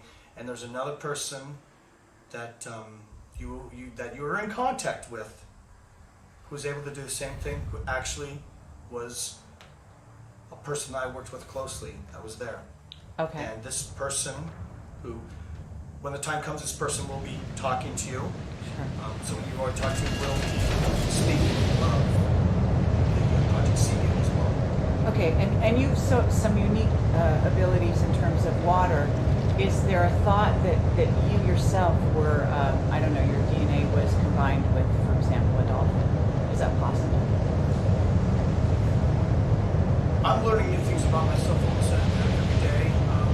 With me, anything is really possible because I have been told some things by reliable sources that have completely blown me away. In fact, I'm still Show them what we've got, chaps. I mean, I accept it. I know it's true, but it's very. All stations, proceed to capture that area. A living hell. I had some questionable experimentations that were done to me as a child that I absolutely remember. Well, I'll just say this. The reason why I was... everything began for me from the time I was 3 years old. I have an absolute memory. Capture that area. From family where I was taken to visit Teammate, I need your a support. relative. I will mention that when I do my full interview. Who I do not have contact with. Was not allowed to have contact with when I was 3 years old. And I was so Teammate, I need your support. Introduced me to drowning. I remember laying then on a slab, throwing up and coughing up water, and then seeing these men around me and saying, "We have one." I remember hearing that. This is not a dream. This is not a fantasy. This is absolute. Sometimes I still wake up with having night terrors and flashbacks about this. I've always been able to hold my breath for a long time without having to do the Teammate, hyperventilating. I need your support. I've always had a very interesting relationship with water. I have several people that you know that can absolutely, with complete honesty, tell you of accounts that they've witnessed of things that have happened. Set a smoke screen. I am Teammate, told I need your support. not to do any kind of soaking in water because of something which I will reveal in the next interview, which could happen. Okay, so let me, rather than go down that road, since this interview is about another matter, let's go back to the Gulf of Aden and talk about the false flag subject in terms of what specifically, if anything, has been left out of this interview so far, because I think we could wrap this up as it is. I can't think of any particular areas that we might not have covered, but then maybe something might occur to you. So I want to make sure that we've gotten out the word about what you think is coming in regard to the buildup of the military there. Any other random thoughts or information, pieces of information that you might have that would be pertinent for the public to be aware of here? Enemy battleship detected.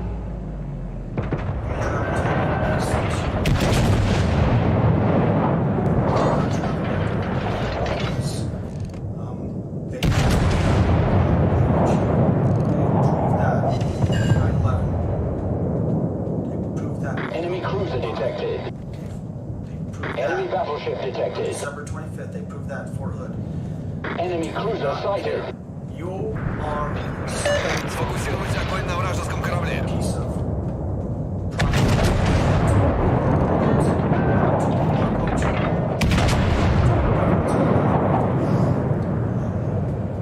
I have just a really deep, sinking, dark feeling that there's going to be a lot of death. I've been seeing death. I've been having visions, Enemy battleship sighted. scenarios that could definitely specifically in country. Do your research. Everything that I have said, I mean, what I'm telling you is absolute, and I've also specified Enemy destroyer detected. what was my intention.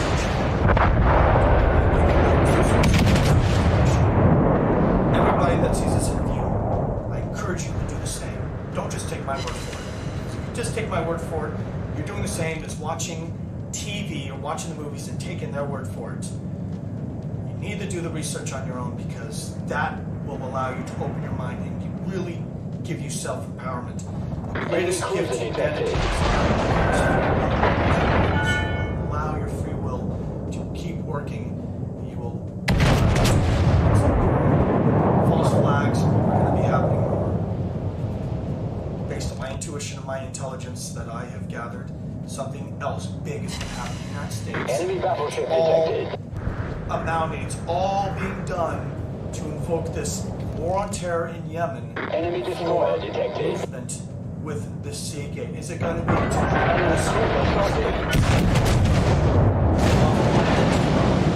are these friendly beings are trying to do something, and we're already in a galactic war. It's happening now. Believe it or not, it's happening. But with that war, there are many different battles occurring. Listen, we are on the brink of a new battle. This is definitely, I have no doubt about that. This is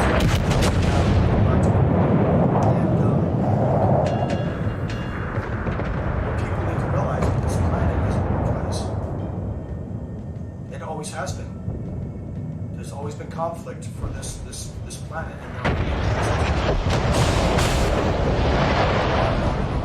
and is there any other information I can give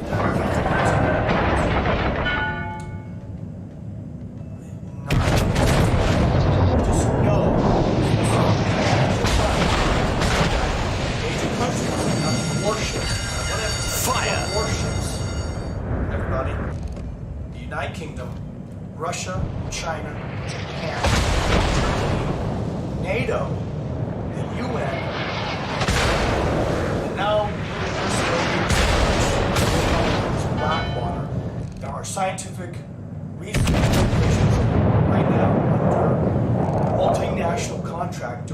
heavy research on alien human DNA. Ask yourself why. Ask yourself, why was there a doctor that worked for this company that unexplainably said, the Earth, the people of the world have to be notified. It's quoted in an article that I found, and attempted suicide because she knew something, she was part of something, she has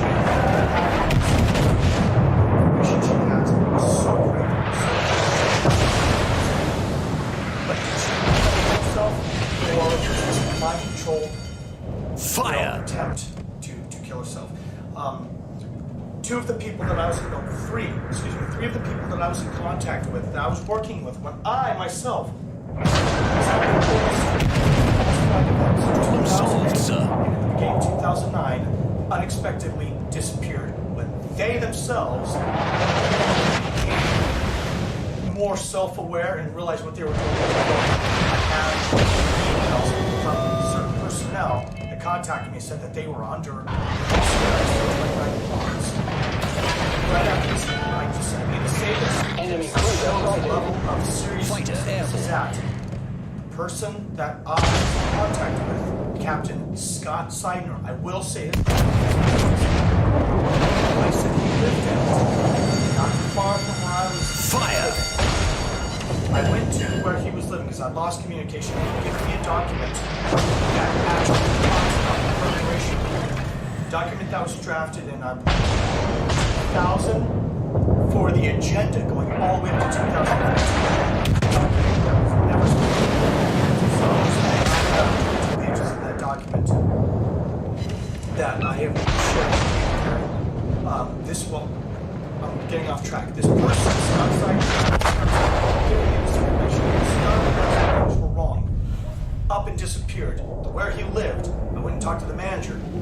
They would not tell me, we had no Scott Seidner living here. His phone became disconnected. The people I was in contact with were disappearing left and right. I myself became under heavy surveillance, even had an attempt on my life. Yes, that did happen last year, where on one occasion where I first thought it was an accident until I got more information that no, it was not necessarily an attempt on my life, but it was what they do a lot, which they're doing with a lot of people I'm in contact with. It was a scare tactic. They're trying to shut me up. I just got absolute confirmation, and I'd like to emphasize on that absolute confirmation because that's what I have to have before I will really say indefinite. The conference that, unfortunately is having so many complications, the MK Ultra Mind Control Conference, I received an anonymous tip and then through contacts of mine saying that there was going to be an attempt on me at the conference because they know that I'm getting ready to whistleblow a project that is the absolute most secret kept undercover project in the world, and that is Project Seagate. Okay. So thank you very much, Aaron McCullum. And I assume that you want this video to go out as is. Yes. In other words, we can talk about making it only audio. We can talk about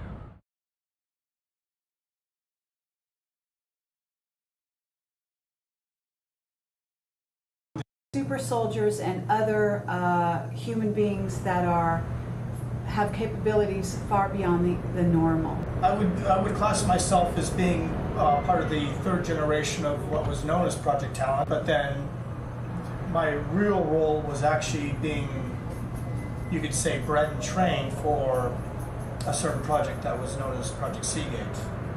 But of course, there's so much that I have uncovered and discovered, and through family and other means, that really makes this such a rabbit hole.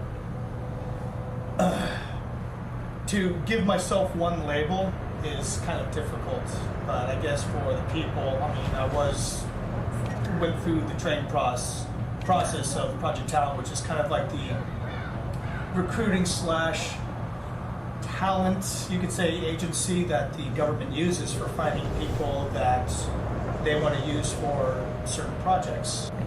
Okay, Aaron, we have met before, and we went over the Gulf of Aden and what was going on there with the Stargate and so on. at the moment, I'm not sure if there's any new activity that you're aware of that's going on there. I have gotten some information, not a lot, and some verification of what you were talking about, and we also got sort of a nod from Bob Dean recently in my interview, although he was very careful in the way that he acknowledged that information. He sure was. The information, they've really put a huge lockdown on what's going on. I think they realized that a lot of information was, so to speak, getting leaked from many sources, and the security there has increased immensely. As far as updated information, I don't have a lot, but what I can tell you is that from what I was told by a source of naval intelligence, is that there's actually two, you could say, perimeters that have been created. They have a general perimeter. General quarters. The public is being known as a security zone to stop the piracy. Then within that zone, what I was told was about in a 3-mile diameter circumference are other ships that are watching over a certain area of the Gulf. From what I've been told, this is the general area of where this Stargate anomaly is occurring, where it's opening up, closing up, and whatever else is transpiring there, which are theories that I talked about in the first interview, whether it's for good or bad or something that's out of their control and it's really just fear. I'm leaning more towards it's something that's out of their control, and that's why it's such a lockdown, and here's why. There's a website that was shown to me that, I don't remember the name of the website, but it basically shows all commercial vessel traffic that happens in the world. And if you get on that website and you can zoom in on the area of the Gulf of Aden, there's no traffic is shown. They've completely blocked it out. This is a website anybody can access. In fact, remind me and I'll send you that so you can look at that. So it's very Sounds interesting. fascinating, yeah. There has been a few more Al-Qaeda or CIA Al-Qaeda operations that have been there just recently. There was a supposed Korean bombing. So there's more military movement by the USA and the UK. It seems to me that they're keeping things quiet, but the military movement is still being funded into them. So I imagine that as things do come in waves of information, that we will be finding out more here soon. I guess there's going to be some more information revealed that will definitely show signs of things going on.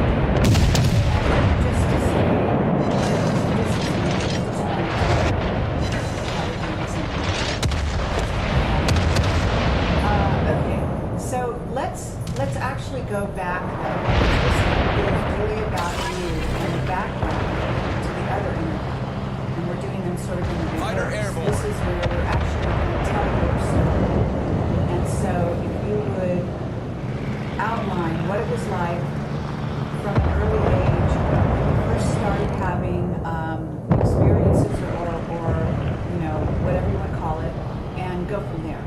Okay, it's good in a way, let me just say this, it's really good that we're doing this now because since our last interview, even the last time we spoke, I have been working on some more metaphysical means that were given to me that have actually opened up a lot of my memories and then worked through some family members that revealed a lot. So, I guess we should start with the first memory that I have, which for a while was and just thinking I was insane. When I was 3 years old, a family member, one of my grandmothers. I was living in Oregon at the time, and I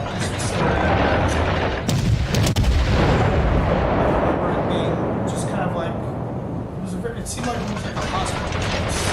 I remember a lot of white, and somehow I was immobilized. I don't know how they did it because from what I was told, so whether it was through using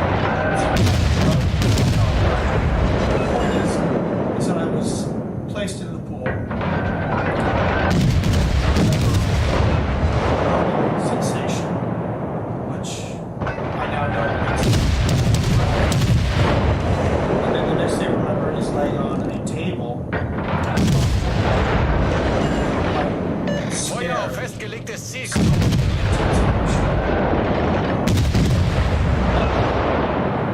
And then hearing said something like it's something of that nature. That's when things began. That's when that was my initial evaluation. It's kind of a young age because most people in my situation, the average age is 5, 6 years old.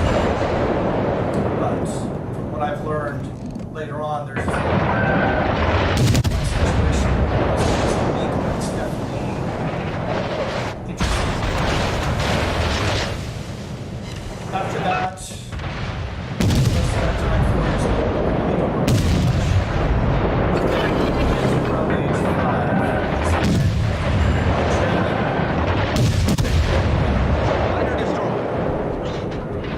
a lot of the memories are kind of fragmented, but I really don't think that's what I have, what I absolutely remember.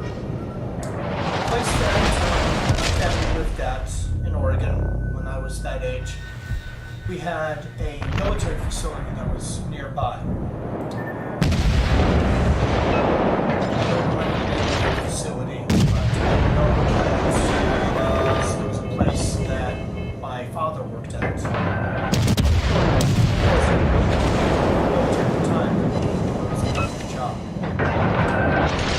I wasn't taken there by my father, but I was taken there by someone, and then I would be taken to this house with this gentleman that I know was and his name was Mike.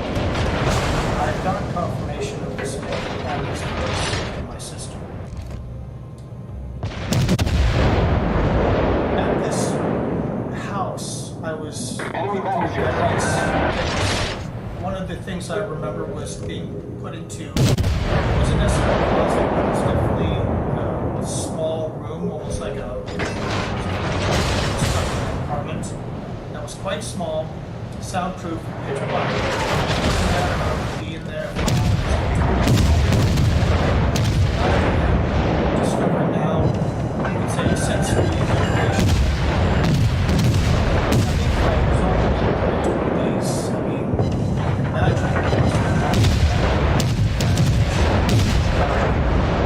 And I went through this process a lot.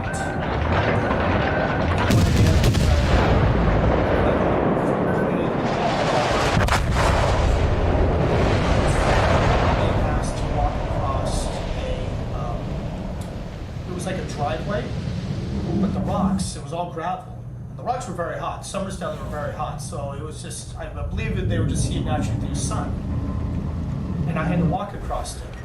And I remember walking across it and not reacting, and then being told to stop halfway and look down, and I'm barefoot, and then walking across. So what transpired prior to that to make me be able to not react to the heat, to the pain, I don't remember. I definitely know that was a fact. And I would have burn marks on my feet, but not react to them. When you were put into the chamber, do you remember being afraid? You know, that's an interesting question. I imagine at the time I was, but I don't really recognize or quite even understand that emotion of fear now.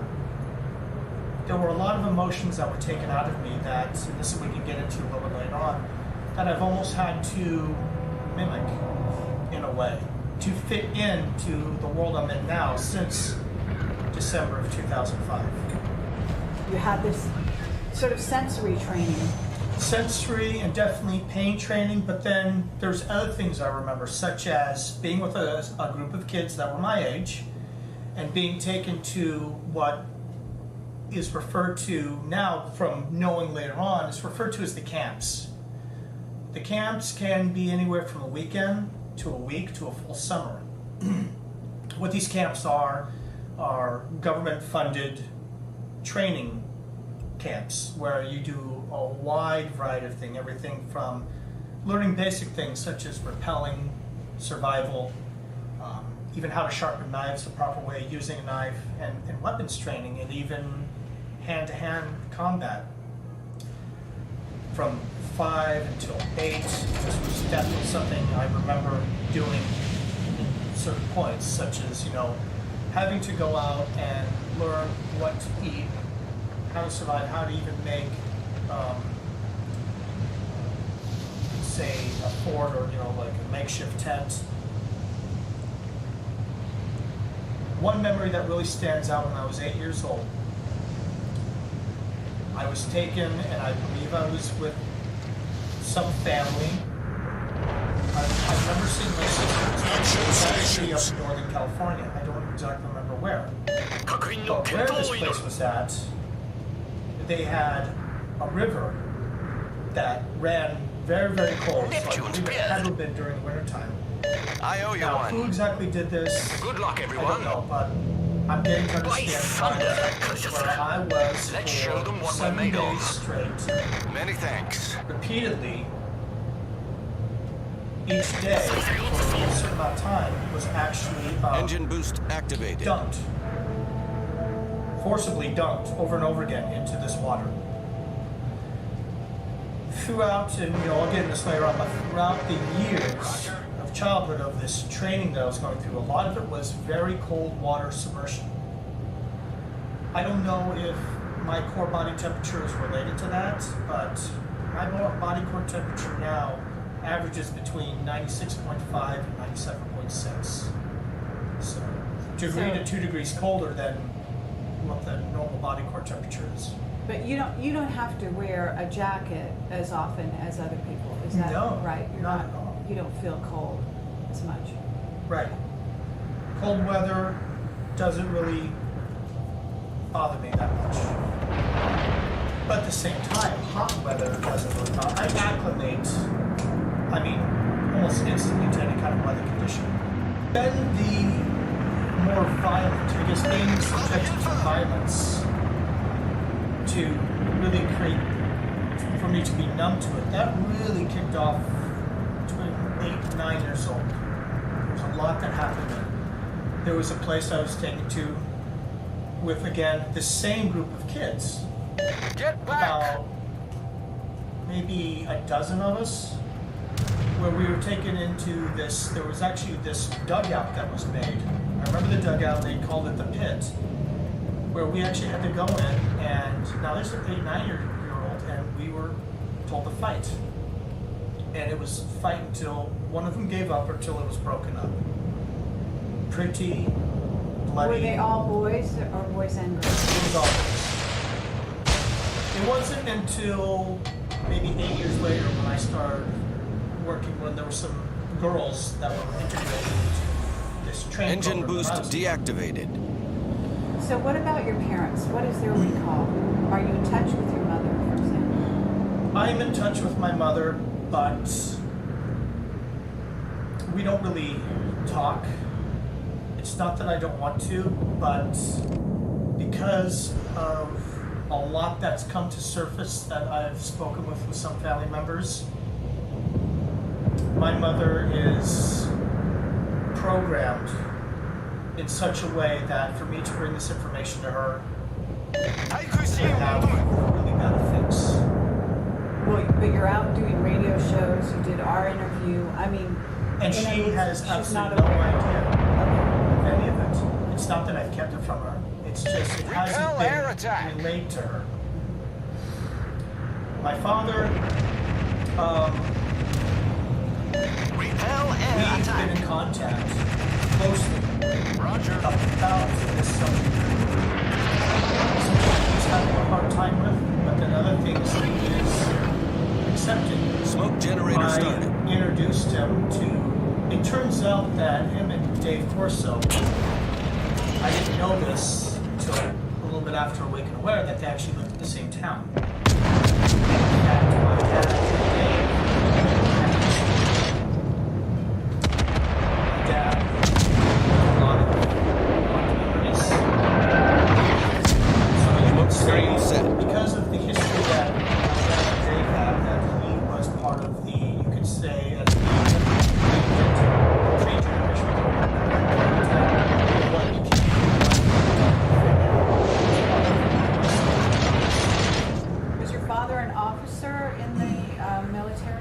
No, he was enlisted, but he was in the Marine Corps, and he did operations in the same locations as Dave did, and they even encountered each other in other parts of the world.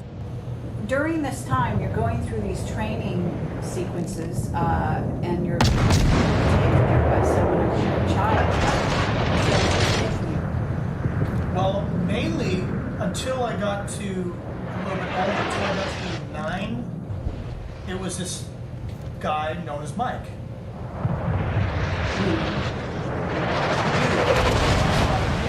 I believe from talking with my father now that he was not aware of what was taking place. Because, you know, these camps, these training facilities, they are located all over the country. Now our parents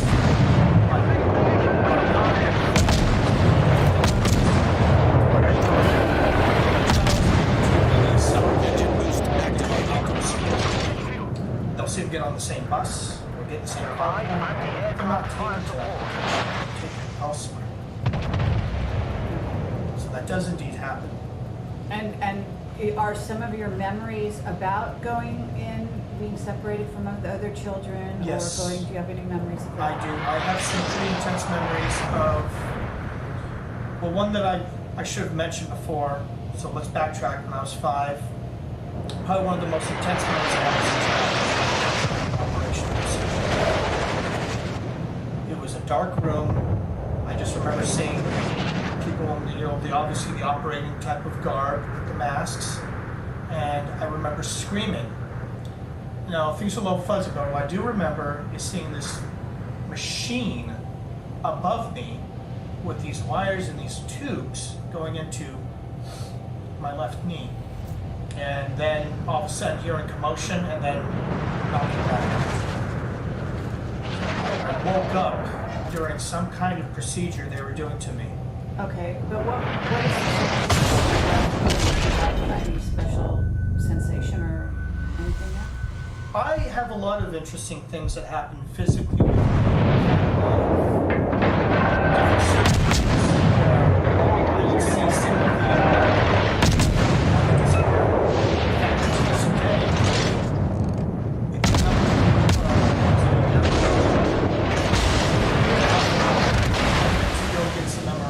MRI done, CT scans, X-rays done, because I was having some unusual things occurring with my shoulder. We've sunk an enemy destroyer. The ship is on fire! In my hips. At first I was asked to see the images. Engine boost deactivated. And then I would go down to the records office, and they would have some of my medical record, but they wouldn't have any of the images. So I've never been allowed to see any of my x-ray or any of the scanned images of my body. Okay, so let's go from the age of, I don't know, you said at 9 you were being given this training that seemed kind of to start verging on the military. Yes. So at what point, did this escalate, or Smoke do you have generator memories started. in between that age, say, and the age of whenever you enlisted? Did you enlist? Oh, yes. Well,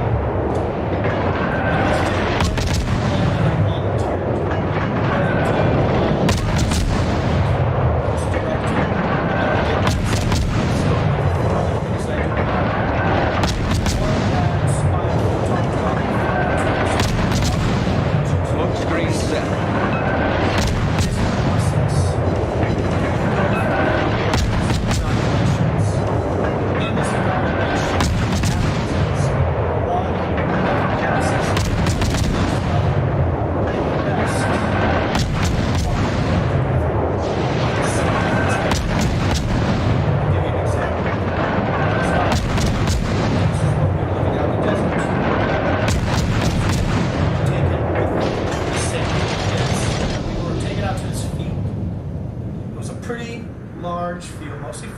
Sage, a few rocks, and out there they had maybe 20 or 30 of these large, I would say they were maybe 3 or 4 4 foot by 4 foot boards like plywood, that were scattered all throughout this huge field, acres and acres. Myself and the other kids, by this time there was, I think, 8 of us. We were all put into a line, shoulder to shoulder, but with about 20 feet distance from each other. I'm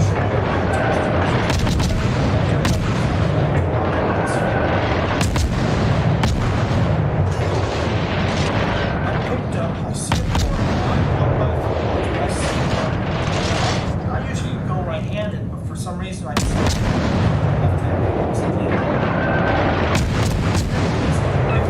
The enemy team is taken up.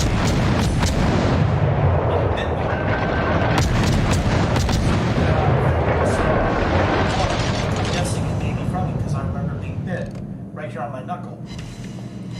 I don't remember anything after that. As far as, did I go to the hospital? Did I get antivenom? What happened? What I remember, which I don't know if it was a few weeks or a few months after, was that the other kids I never saw again. I have no idea what happened to them. But I moved up to the next level. I'm still trying to figure out what kind of test that exactly is. Was I supposed to get bitten by the snake? Is that some kind of ritualistic evaluation? I don't know. But a 9-year-old kid, and I was a scrawny kid, so a 9-year-old scrawny kid getting bitten by a rattlesnake, you'd think that I would remember at least something. I mean, that would be a pretty traumatic experience, but nothing. Teammate, So you went I through need that, your then what support. happened? Okay, then I went to the next step where I was introduced to another group of kids who had moved up through their training processes. Obviously, they were part of something else, then we were brought together. And are you in Northern California or are you in Oregon at this point? I was in Oregon. I grew up in Oregon, but on occasion, I would be taken down to either Northern or Southern California to go through other training. I did a lot of actually doing some interaction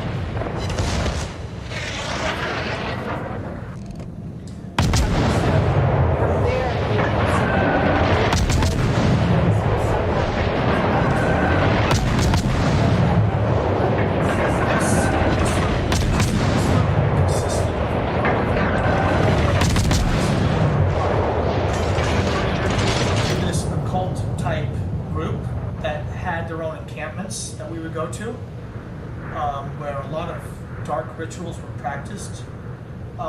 There was this location that specifically my sister and I would be taken to by these older people. I don't remember how much older. And where we were taken, and there was this pathway that we would have to go down to that was very dark, and you would almost feel drained in some way. Then a lot of what I originally thought were hallucinations, where I was seeing things,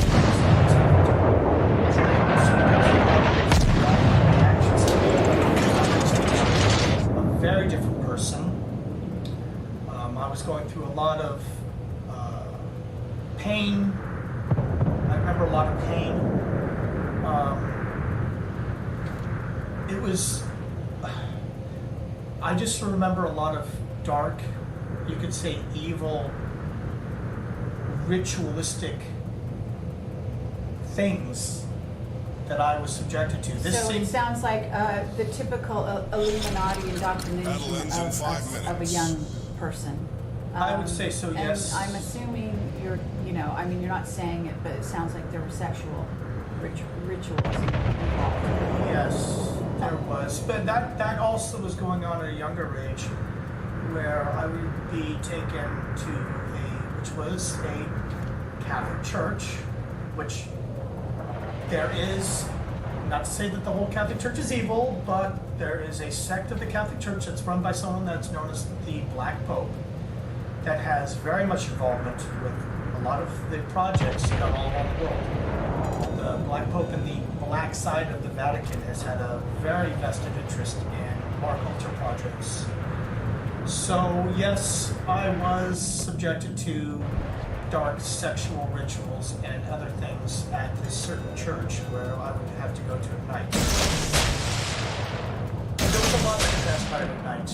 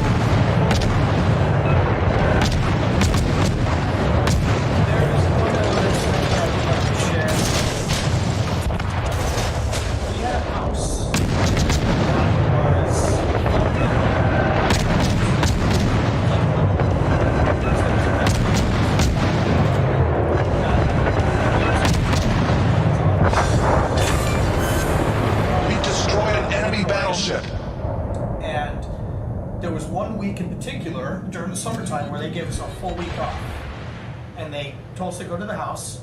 This house, literally, you walk in and it was filled with alcohol. Now, this is when I was 16. It's filled with alcohol, it's filled with food, it was even filled with any drugs. Anything you wanted, they provided. Now, let me just try to make this quick. We had a boathouse. It was literally on the lake. And of course, the boathouse rested on the water. So this will explain, there was no air gaps underneath the boathouse. It was just solid water. A natural rock formation caused like this snake-like form, almost like a cavern that you could swim from one side of the boathouse to the other. Well, I always loved being in the water and holding my breath for a long time. We made a platform that we jump off of. Now, I jumped off the platform one of the many times I did. I went underneath. And then I simply, the next thing I remember is resurfacing. But the problem is when I resurfaced, there were other people on this training team, the other kids. Two of the guys were frantically in the water looking for me.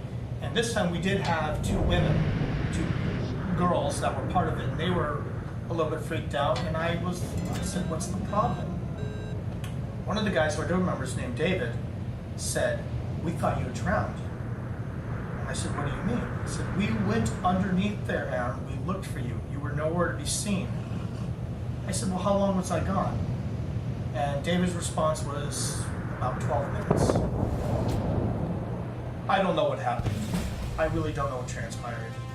But I do remember them telling me that, and they were definitely in a panic. Okay. That happened maybe a month before I was finally told where I was going to go, as far as the military is concerned. So how were you told where you were going to go? By the military or by your father or who? No, I received a package in the mail, big manila envelope. I opened it up and it had some documents in there with some instructions saying, come to this address, and I had a card this time, saying, come to this address at this time on this day. And it happened to be right across the river from where I live in Portland, Oregon, in Vancouver, Washington.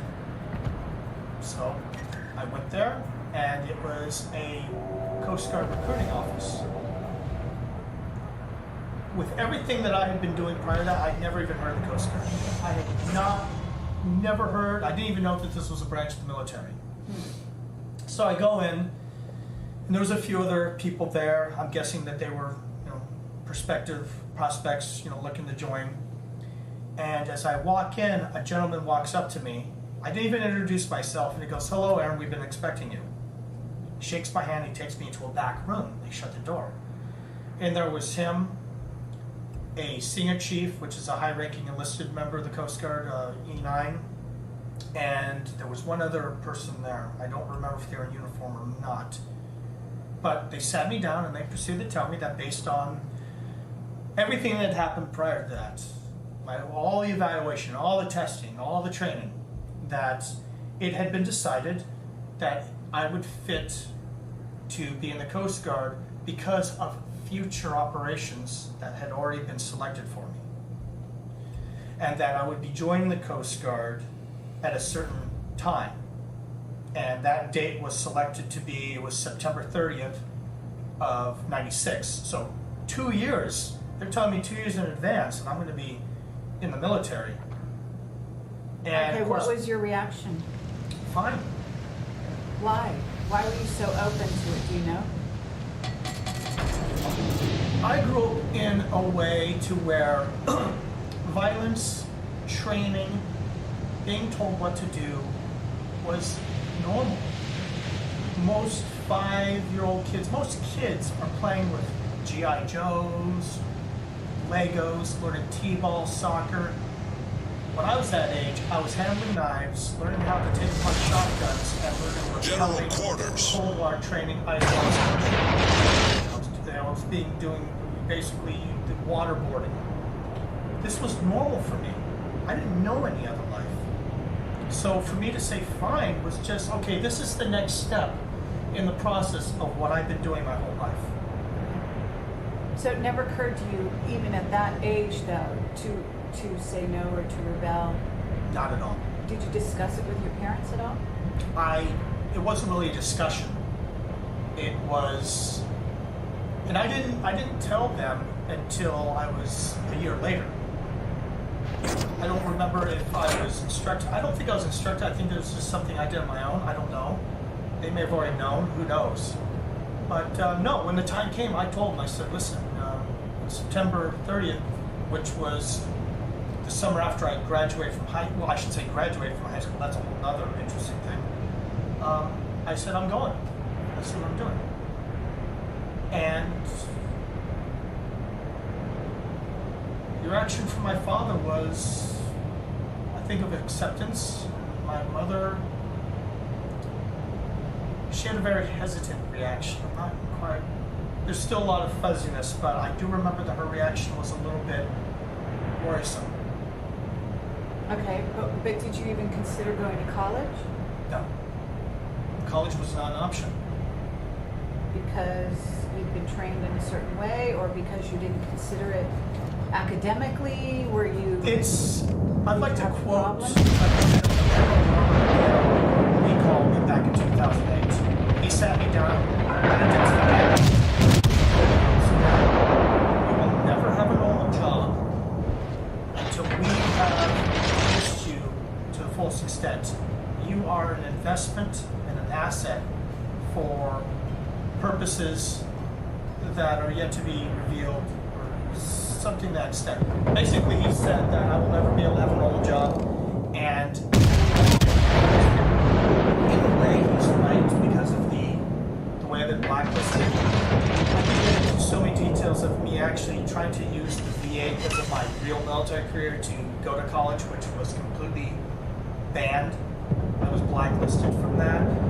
I have tried to get normal jobs when I was first figuring out who I was, even before I really knew who I was, when I just thought I was insane, where I would get hired on to high-paying jobs, and then the next thing you know it, they would receive some phone call, and then I would be called in and said, we can't.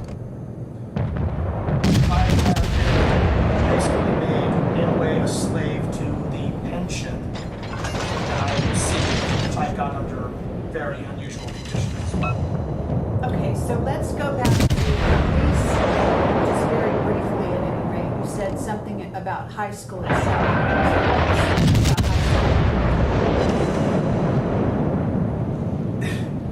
I remember being called into the principal's office about a month before I was supposed to graduate. Now, I didn't really attend high school. For most of the last 2 years of high school, junior, senior year, I was in training. That was it. I was registered at the high school, but I would receive any results of what was going on, because training was really getting picked up. Because I knew that I had to follow the instructions, covering the logistics of everything else. And I guess I just somehow knew that I would be taken care of.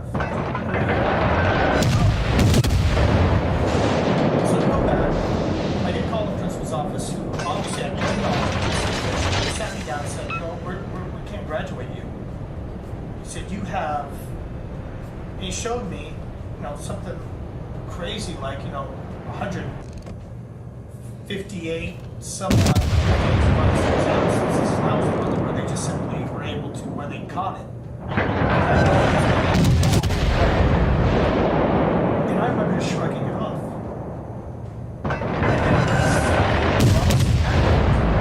Because then the next day, no, it wasn't the next day. Shortly after that, everything stepped on the computer, even though this is their database.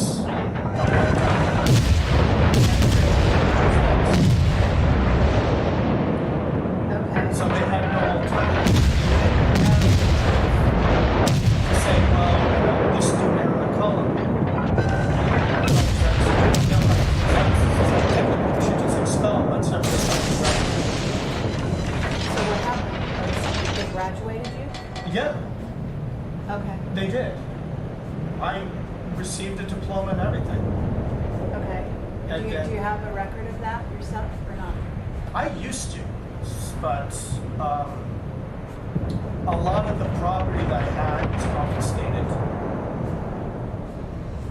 Everything that I owned prior, from childhood up until December 2005, everything that I owned was taken. When was it taken? At some point between, I'm guessing, July of 2005 and December 2005. Meaning it was stolen from your house or? Meaning the ones that I was working for took it. It was obviously, I'm getting... Okay, You we're can't- getting ahead of I know, ourselves here. we're but- getting but ahead, I'm who- sorry. I mean, but just to fill in the blank here, so we don't see. Who were you working for in 2005 such that they took the bag? Well, I was working two sides of things. I was wearing my hat as Petty Officer McCullum in the U.S. Coast Guard, and I was wearing my other hat as serial number 13-03957 for Project Seagate, which was an underwater facility located off the west side of Puerto Rico. Let's go back down. You've enlisted in the military. I'm assuming you report. Is that? Yeah.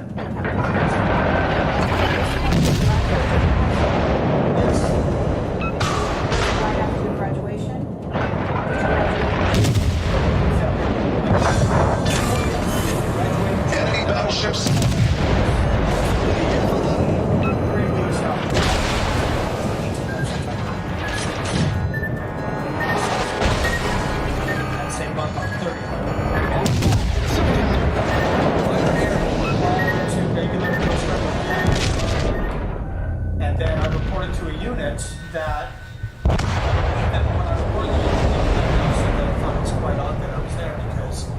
at this time, this unit that I was at, nobody went there straight out of boot camp. This was a very a special unit that did a whole wide range of things, from law enforcement, some drug interdiction, but mostly special search and rescue. So, and this, because we don't really need to get into the regular Coast Guard side, but I'll just say this. Every unit that I went to be regular Air McCollum Coast Guard were special units that were very hard to get, and I never selected them. They would be selected for me. And even on 3 units that I helped create, that I helped stand up, these units. So I was put into a very unique position, and the reason why I was put in this unique position was I would be selected and placed in 2 places where I could do, you could say, the black operation side of things. Okay, but you were put into a unit, you said it was somewhat sophisticated, and there was, I'm assuming, no one else at your young age or whatever? At that time, no. A little bit, about a year later, they started to bring in a few other people my age. But at that time, there was no one close to my age. Okay, and so how were you treated in those units? These are, I'm assuming, the normal special forces very well. units. Very well. Well, what does it mean to be treated very well? Well, I mean, okay. Even back then, hazing would occur. You get a new guy in, and maybe they, they tie you up and, smack you around a little bit. They're not doing it out of being malicious. It's kind of like a welcome to the club. That didn't really occur with me. There were a lot of missions that took place that would normally be deemed as questionable or not according to regulation, where if someone else, normally Coast Guard, did it, they would probably receive some kind of non-judicial punishment, as it's called, and I didn't receive any of that. Basically, I could get away with anything and not Action stations. receive any kind of consequences. Okay, did you have friends in the unit? Eventually, I made friends. Yes. Okay, and so this is your so-called normal, even though it's special ops, this was your so-called normal above board operation. Yes. And this was, at this age, you were 18, you're going out on search and rescue in the, what, Oregon, Washington? Off the Oregon coast, yes. Oregon-Washington coast, yes. Okay, and then what's the black ops side? When did that start? The black ops didn't really start until '99. So really my first, you could say basically my first 2 years, because I didn't really report to my first unit until it was December 12th of '96. So that's when I was introduced to Operation Spyglass in 1999. Was it called that? Yes. So it was a black ops program. Did you know it was black ops as opposed to normal? Oh yeah. I would receive the full briefing. They told me exactly what was going on. They also explained to me how it was used, as there was the regular military known Operation Spyglass, which consisted of mainly special task force for international drug running, or special interest people that were war criminals, or criminals that perhaps like the U.S. Marshals couldn't obtain, so they would ask the military, which the military doesn't seem to have people of special interest. Not in my lab, but it's for other purposes. All right. So, but were you going into other countries? At that time, I was based out of Vancouver, British Columbia, which is actually one of the main hubs for the Pacific Rim operations. But at that time, I was doing a lot of work in Canada.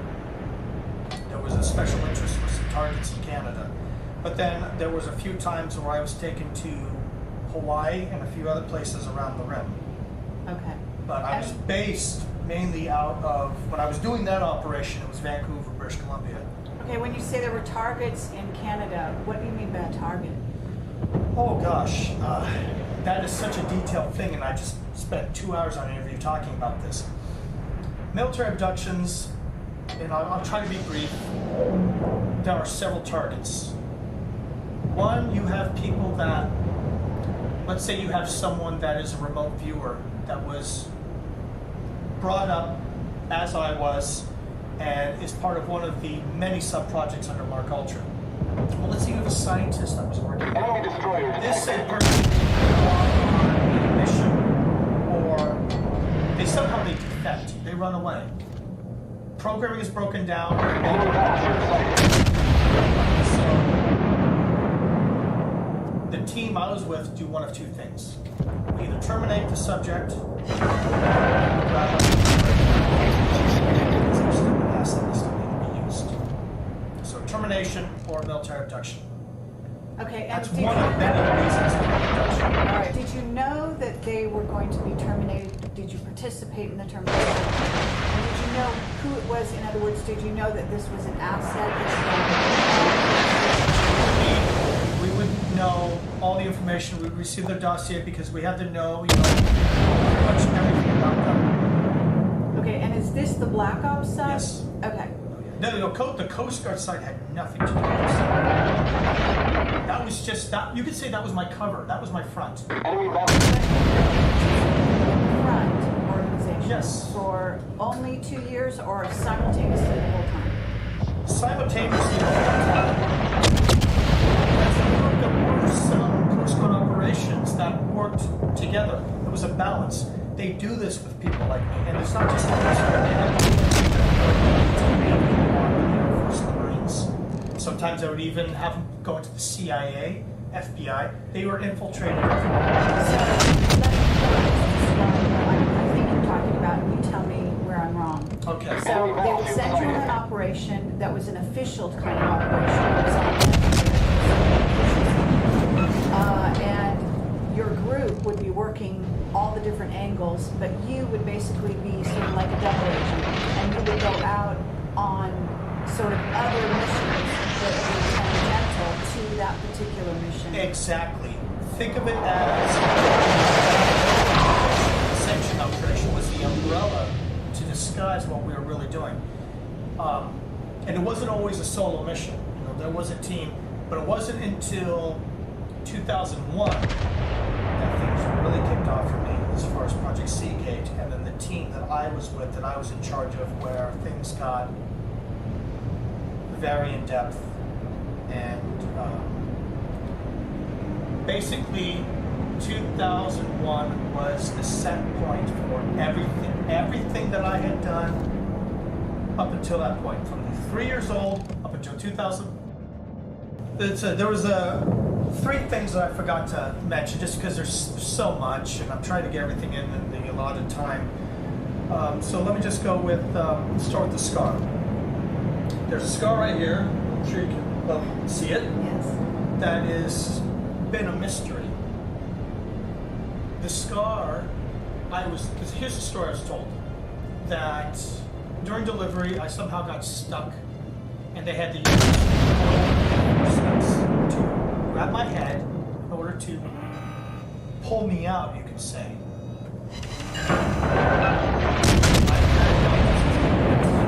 I've even done a lot of research on the internet, because you can actually look up like forceps scars on babies. That actually works. None of them match this. Attack enemy The scar aircraft. occasions has raised. It's done things. Changed color, even changed shape. Now, I have quite a few scars on my body, and usually even a little trace amount of hair will grow over scar tissue, at least the ones that I have. Yet I was born with this, and hair has never grown over it. Now,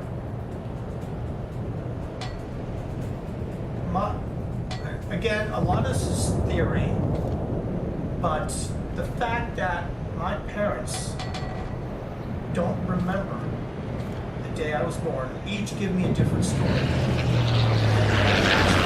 In person, Dad told me about this. He started going off on an explanation, which I already knew.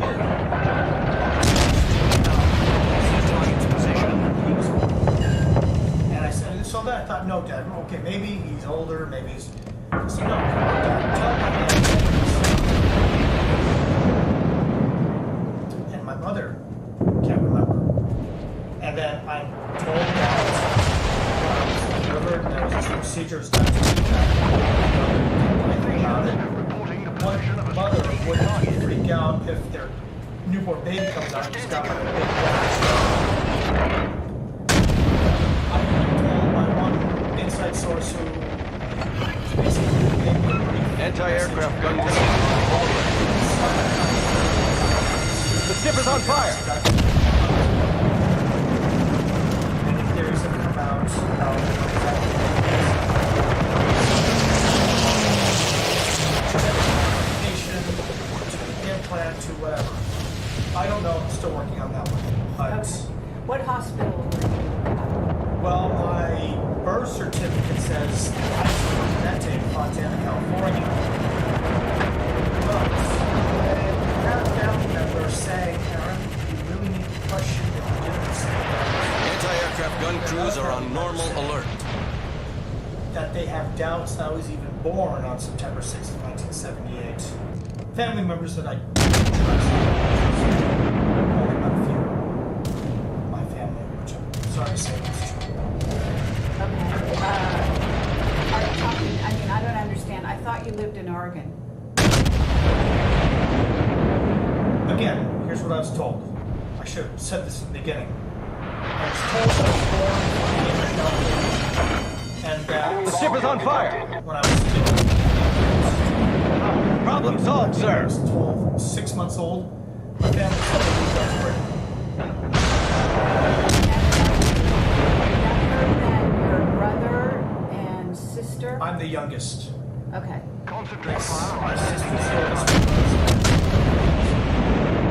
So, in essence, your birth would have been the most recent for your parents in the time.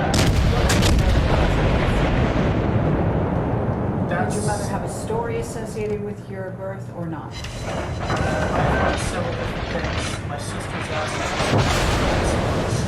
We don't know which one is the fact.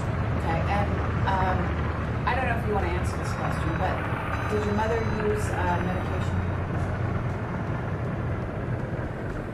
And what did she do for a living? She, if I remember right, gave up college to be with my dad. And here's another thing. My dad can't even remember how he met my mother. Another thing that I recently found out, along with a whole... If your father got a drinking problem, is he on that? He doesn't even smoke cigarettes. Interesting. But he has these memory losses. He's got a lot of memory losses. Okay, so let's go to the next thing, which is, you said I guess the only third thing was that you said you just wanted to make sure and say Oh, no, that was something I wanted to the induction side of the unit that I was it didn't happen all the time, but on 4 or 5 occasions, just me, not the other people, the other kids, they were assigned to that list. Actually participate as an observer to live exercises, live military inductions. say live military inductions. Imagine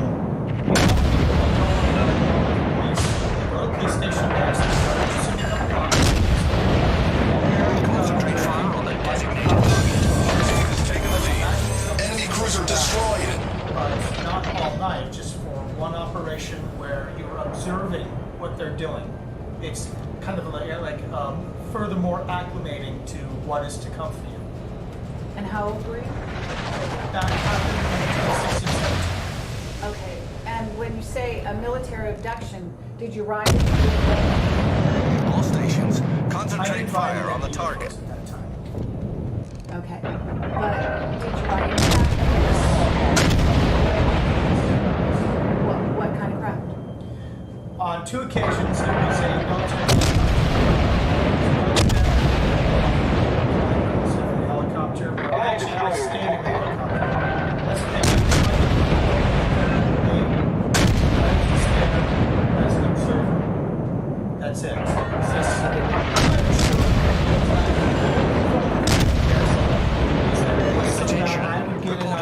its position. how this ran. But I'm assuming you went in the helicopter. There's not a lot of room. In the helicopter. What are they doing? Picking up your child? Victory is in sight. On 2 of the occasions. And you don't go with them to do the pickup. You stay in the helicopter. I stayed in they the bring helicopter. The person to the We went to the facility. I stayed in the helicopter. They dropped him off. You say that facility. Where was the facility? Do you know? This facility that we went to was in Washington, somewhere in the area of Fort Lewis. Major army base. You think it was on an army base? I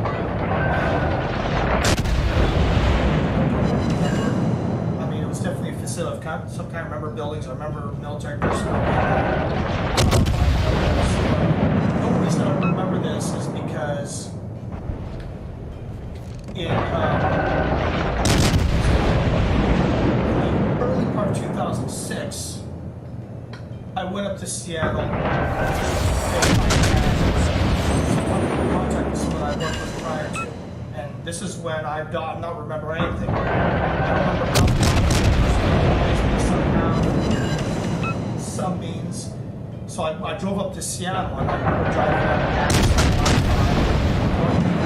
up down Chemical headquarters and then Fort Lewis. And then again, at this time, you have to remember, really from 2006 to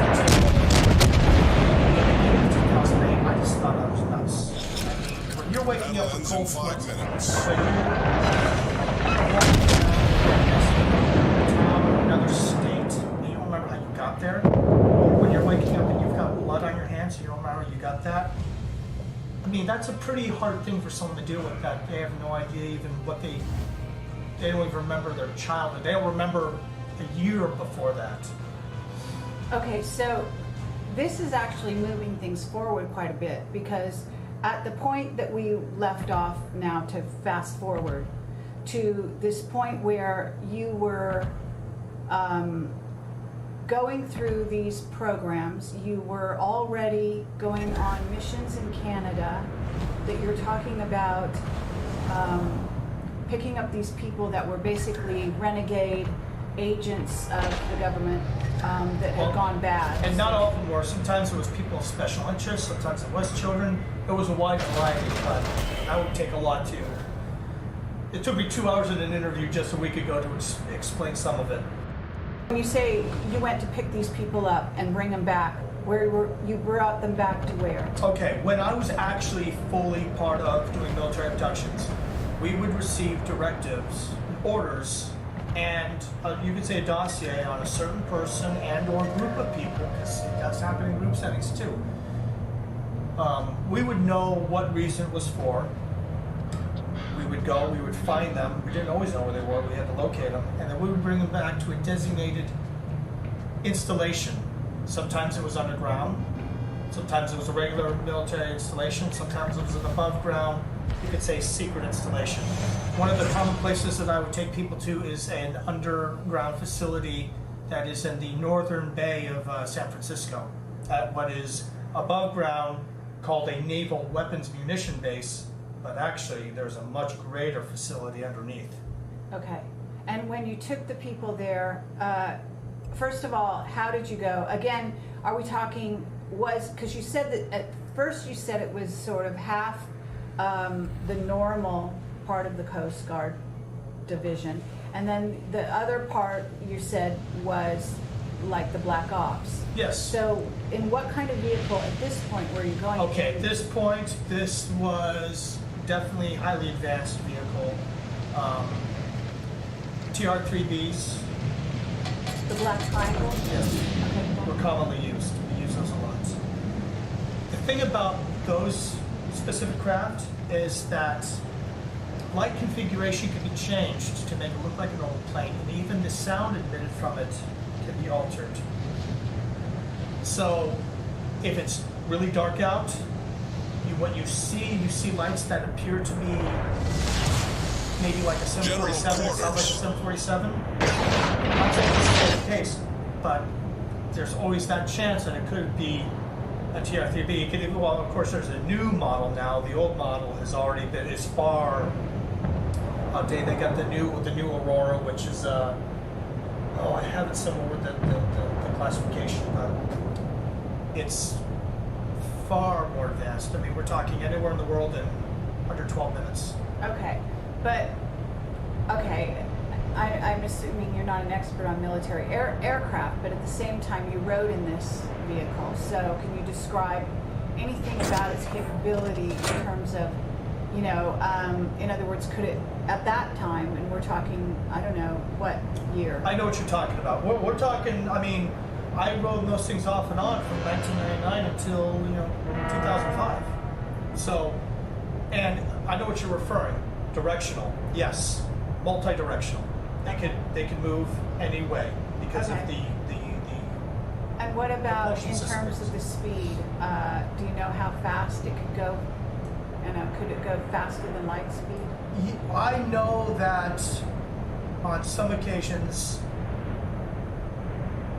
I remember going from the United States to Azerbaijan, that country, and we reached it in under 30 minutes. That's pretty much all this. Oh, these abductions that you were doing, were they, in other words, you said terminate or bring them back? That was two of the categories under the conditions of, yes. Termination, well... Fighter airborne. Termination was not a military abduction. Termination was a termination. The whole point of the abduction was to take them alive, bring them back for whatever purpose. But there were also,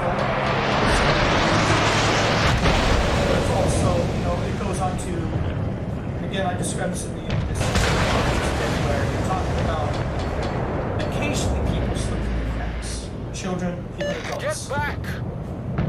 Every human, every baby that's born in the United States, DNA sample is taken. The DNA sample then goes into a network. That network is then can be accessed by special projects.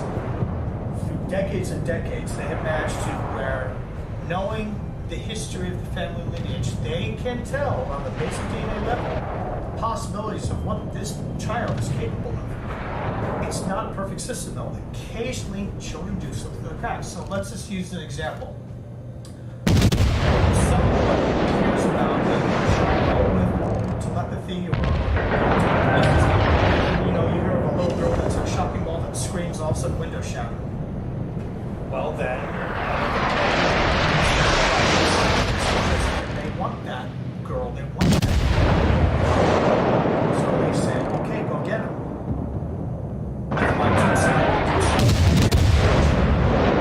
go, we find this person, we bring him back to whatever designated facility. Because you have what's called subjects of opportunity. We take them, we use them for a purpose, we give them falsified memories, slip them something, they're returned back. And maybe we never use them again. We decide we need them in a month. Okay. Not for years. That's one of many. Did you dress up a certain way? Did you were you working with ETs? Yes. There were 3 conditions. Now you had actual plain daylight abductions, where you could either be masked as like a police, some kind of official member, and where you draw them into a situation to grab them, or I could do this. Obviously, I can have the earrings. This man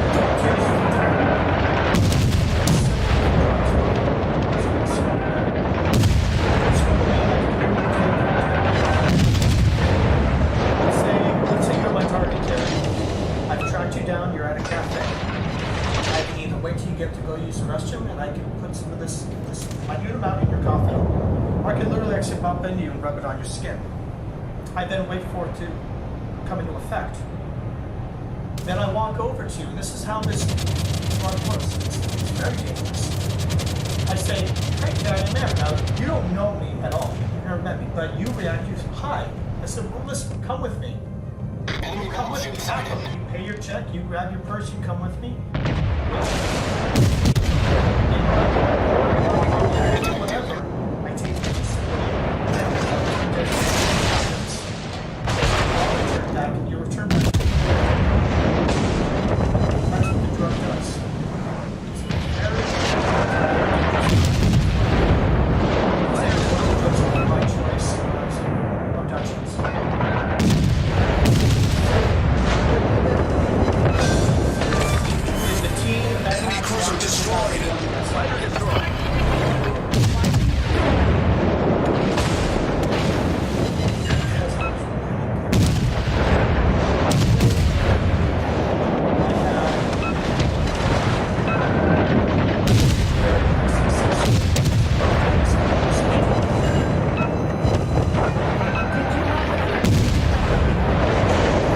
No, I did have tattoos like that. I did have them on my hands, but I didn't have a lot on my arms.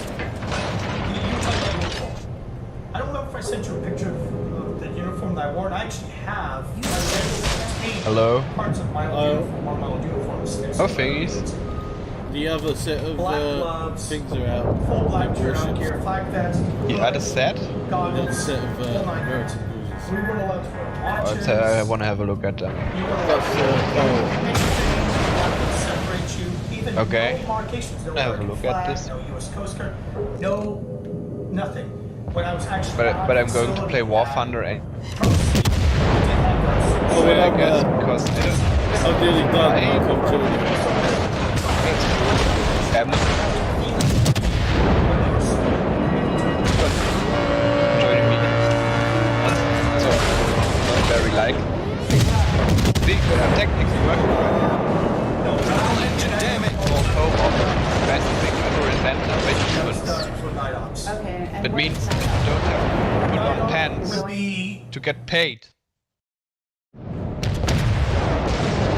a bit of confusion, isn't it? What's that? Oh, you go. It's fucking loud.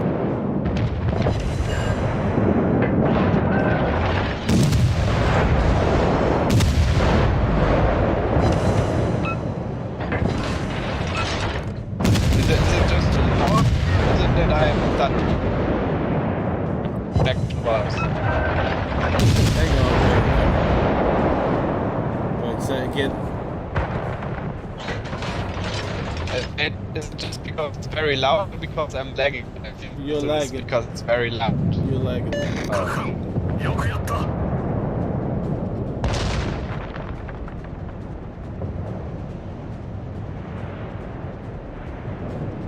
Okay, should be better now. Yeah, it's a little bit better.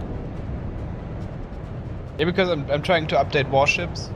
Oh. No, I said I'm not gonna jump immediately to the War Thunder battles because technically I'm working right now, but it's over, so it's probably being nothing the whole day.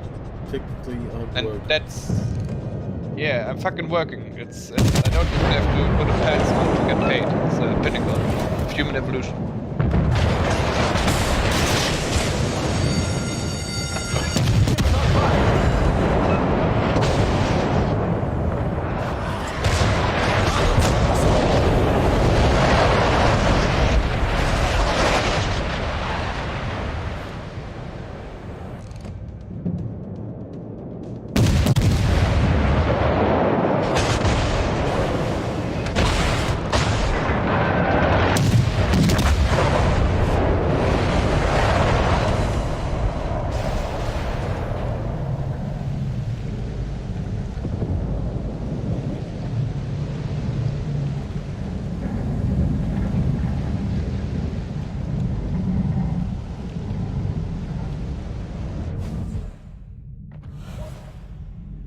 How much colder did you get? I don't know. I'm seeing a bit. Probably half the amount you are getting. Because I played like half amount of your battles, something like that, I guess. I will tell you once the installation has completed successfully.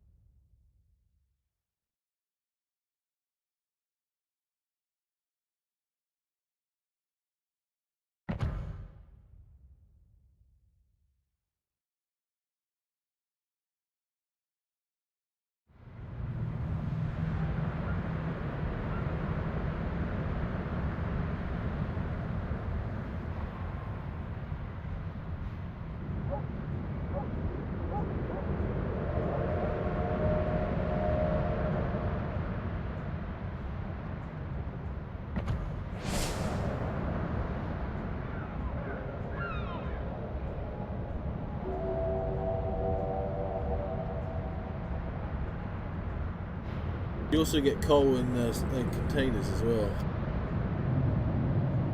So, does that apply retroactively? Like for every container I ever opened, I get coal? No, it's like for XP. Oh, yeah, and you can get more in trial luck containers, yeah. I was reading that. Thing is there player number dropping or something that they're giving away free shit? I don't think so. Like, the numbers are kind of how they've always been, you know?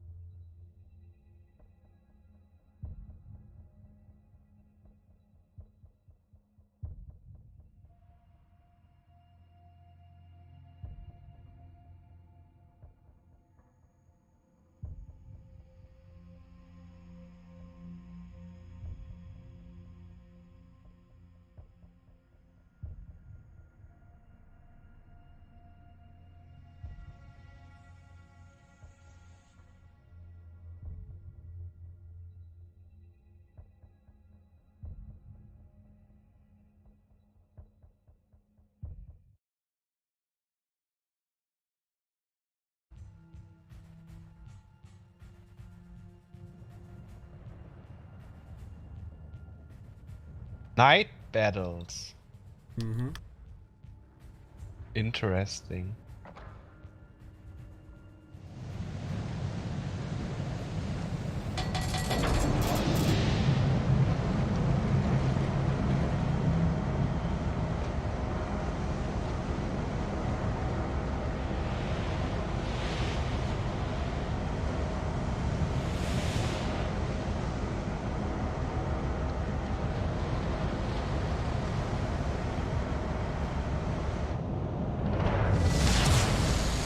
General quarters.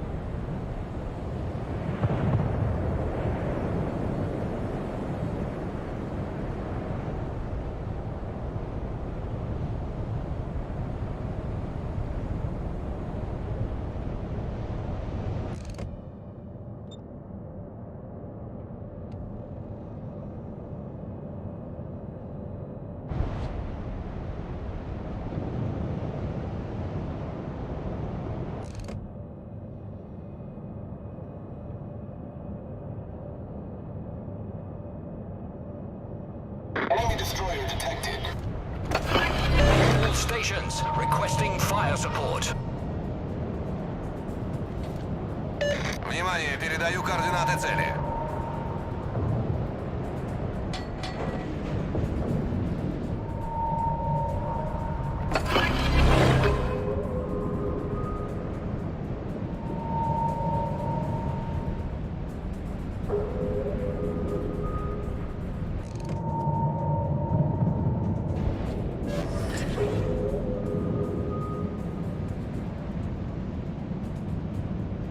User joined your channel. Hello. I'm sorry I was late to the House of Commons, but it's because I'm on my period. And it cost me £25 this week already. What? Not into politics.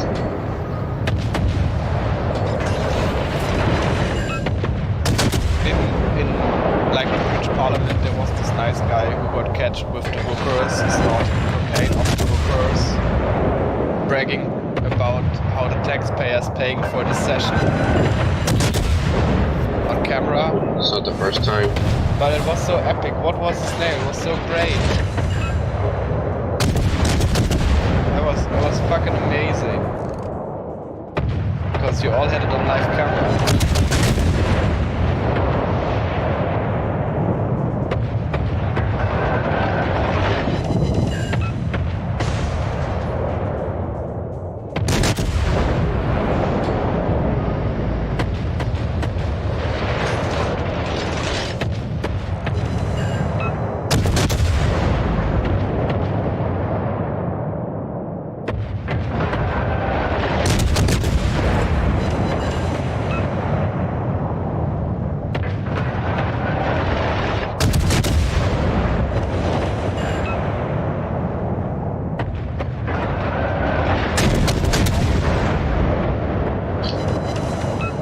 Everyone's taking the piss out of this thing. They're gonna fucking buy your sanitary products if it's costing you £25. Someone's like EDP and Aldi love.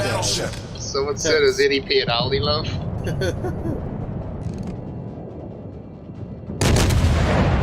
Holy shit. His name was Lord John Sewell. All stations reporting the position of strategic target.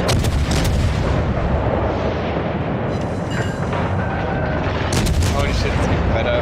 He was wearing a bra while smoking cocaine. Just okay. You can smoke cocaine. And it might be an ordinary cigarette, but just watch till second 8. Second 8. Definitely 7, second 8. Fucking epic. He's wearing a bra and Converse leather jacket.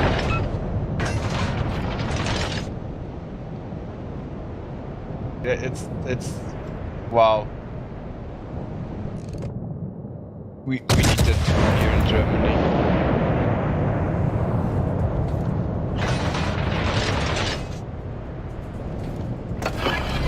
Enemy cruiser sighted.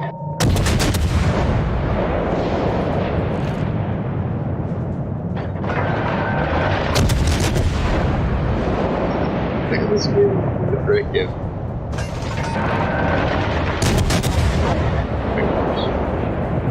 It's too big. I'll just link it instead.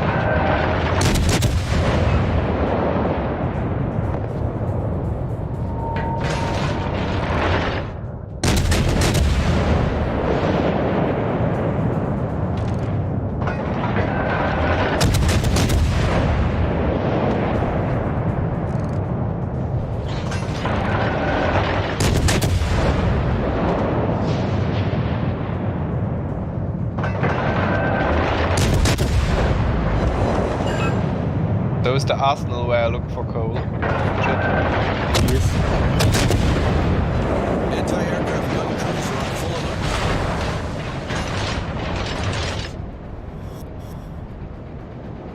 Yes, we at Wargaming have good idea. Let's add 6 more currencies to already confusing currency system. Good idea, Cobra. Well. This won't confuse anyone. Well. So I have 11,250 coal. Won't get you much. Yeah, but you need like 170,000 coal for possession. Gun crews are on normal alert. I mean, it's almost empty. That's what I said. Won't get you much. But like, you played the game for a long time. That's for France. That whole system is based for France. It's not really for the ordinary person. Okay. There's people whining on the Reddit. They're like, I've been playing this for ages and I don't like clothes, but now I have to get in one. I think I should be given an amount for battle numbers played. So what? Well, they do have a point when it comes to just focusing on clans. Yeah, but they're complaining about stuff because they don't get it. Yeah, but I don't know. I would like to profit from it. Yeah, like what's the problem with fucking complaining about something, you know? I think you're just a bit upset because people want to get something out of the system. Yeah, but my point is that I bought this for myself. Yeah, but we don't play a proper clan. Yeah, we don't do clan battles, we just have a group. Yeah, but they're doesn't get us complaining about anything. no, but they're complaining about not getting coal. Yeah. Yeah, like I do, right now. Because what's the problem with complaining about it? They're complaining that because they don't get any coal. Yeah, they don't get any coal, which you don't think's a bit dumb. It's like we are because. Oh well, you're gonna be waiting all fucking year to get fucking enough coal to get something worthwhile. Yeah, but my point is, I bought the little clan thing, you know. I paid fucking money for the clan. I can point that out. Yeah, no, but it's but we don't do anything with the clan, yeah, so we don't. there's no real. Just can't a be like thing for friends, but they're complaining that because they don't want to participate as a group thing, they should be given say. But maybe it's not. Well, not everybody wants to have to join a clan in these games to fucking have to participate. You know. Yeah, but my point is, it's not hard to do that. You know? But it is, because if you want a decent clan that can actually get steel and can actually get coal, they need to be, you need to be a good player. Yeah, but and those clans won't let you in. No, but all the posts that I've read are people complaining about them just coal itself. They're not just. Well, a lot of the posts are complaining about steel as well. Thing is, like, you can exchange the steel for coal, and like you can get the flint and the black only for steel and not for coal. You can only get a Stalingrad with steel as well, which costs 100,000 or whatever. And that ship is totally balanced. Yeah, I guess it's totally balanced. Like, but the point is, it's kind of like a mechanic designed to nudge you into a certain direction. Because, like, are you gaining coal in the same speed as you would gain it backwards competitively? Because, because if I get like 11,000 coal from all the time I played, and I will get 11,000 coal in roughly the same amount of battles I played, I will never buy anything through the system. No, I've just gotten out of my 3 boxes today. I've gotten 10,000 coal. So. Yeah, but the exchange rate for coal is 1 steel, 10 coal. Okay, you got 10,000. Why? Okay, how the fuck? Why did I just get 11,000 coal then from all the? You get 11,000 coal for the amount of oil. Oh, okay. Yeah, but. Yeah, which isn't much in the long term. Yeah. Anyway, you can get oil as being part of the clan. So. Which is what people are annoyed about, is that you get oil even when you open a container, get it, if you're not in a clan, but then it doesn't contribute to anything, so why the fuck give it to the person then, if they're not in a clan? It's kind of dumb, so they should have just let it, so that you could get oil anyway. It could be code machines. No, it's fucking probably, it's a wargaming product. Yeah. There's only one company worse than them, and it begins with F and ends with D. It could be, it could also be convenient coding, possibly. My point is don't give it to them if they can't use it. So people are asking, like, I've earned so and so amount of coal or oil over my time playing, but I'm not in a clan, so none of that actually goes towards anything. So the thing is, I like that the system is kind of things, but the thing is, like, it's nudging. It's like, it's not forcing you into being a clan player or what, but it's nudging. Yeah. It's another premium shop, pretty much. And I fucking hate nudging. You like nudging when you were creeping into your motor, though. I was not nudged into the Yamato. I was just. He wanted it, so he got it. Sexually talking aroused. about when we nudge forward like a pedophile. Oh yeah, the pedophile train was fucking epic. I mean, the thing is, I think the most epic games I had were in the dice because of how interesting this shit is. So you get one out of 11,850 gold, you get 1,085 steel. Oh wait, you can exchange it in that direction. No. Oh, you stay. Oh, it's steel too. No. If you want to get black, you have to get the steel. Yeah, I don't understand why you'd want to convert. Thing is, introducing bullshit currencies to games to create nothing new content. Yes, I think we had this once. That's what I said. Like dangerous discussion. You mentioned cool. It's like. Right? Yeah, you're starting to confuse people. Like, I'd say the first time I ever logged into World of Tanks in 2013 or 2012, right? I looked at the system and there's credits, which is self-explanatory, but then there's XP, and then there's free XP, and they don't really explain what these are for. You've got 3 currencies to beat, it's like okay, and then then you start figuring out other mechanics. It's like, oh, now there's Commander XP. I mean, for individual commanders. It's very confusing. But there's also a free XP pool that comes from Commander XP as well. Yeah. And now there's I would have just played the game if I would had you guys to just, like, hey, what does this number mean? What does this do? Now we have steel and a cool working system as well, which just doesn't. I kinda like you can get like special reward chips. Like yeah, that's a cool idea, but the problem is they're going to be very difficult to get. It's weird as fuck. Like EA saying, sense of accomplishment. Yeah, but the thing is, like, it's not so much a sense of accomplishment because of how the system is designed. It's more like compensation, kind of a Russian prize you get when you just get a don't win, but you get like this penny anyway.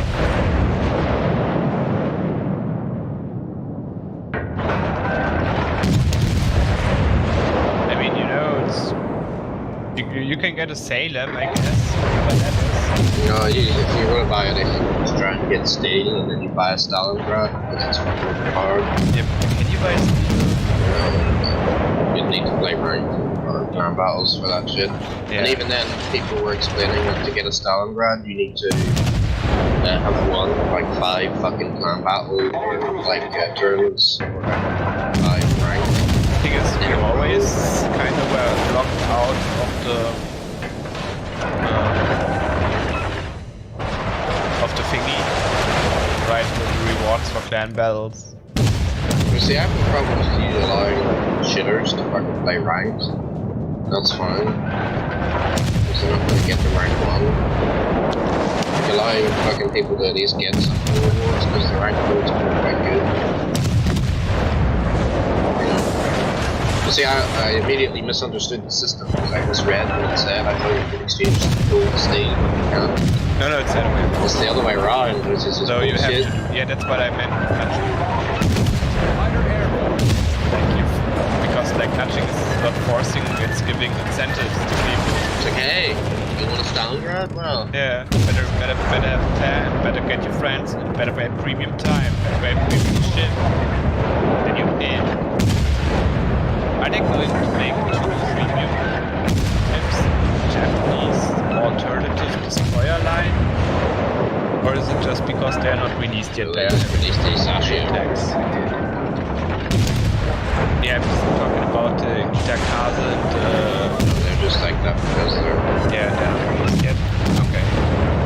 Even though you shouldn't even worry about the Kitakaze and the Haruba, though, you just get the new Royal Navy Tier 10, which is really fucking ridiculous. New Royal Navy Tier 10. What's that? The destroyer that they're going to bring out. Okay. Which is even better detection than the ship anymore. The ship is on fire! So, Okay, the war chest is.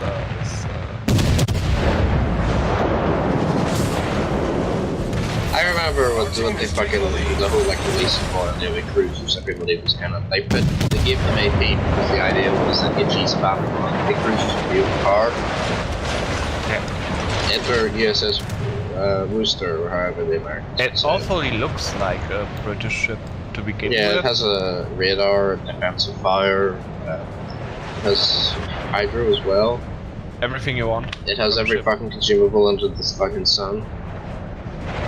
For some reason.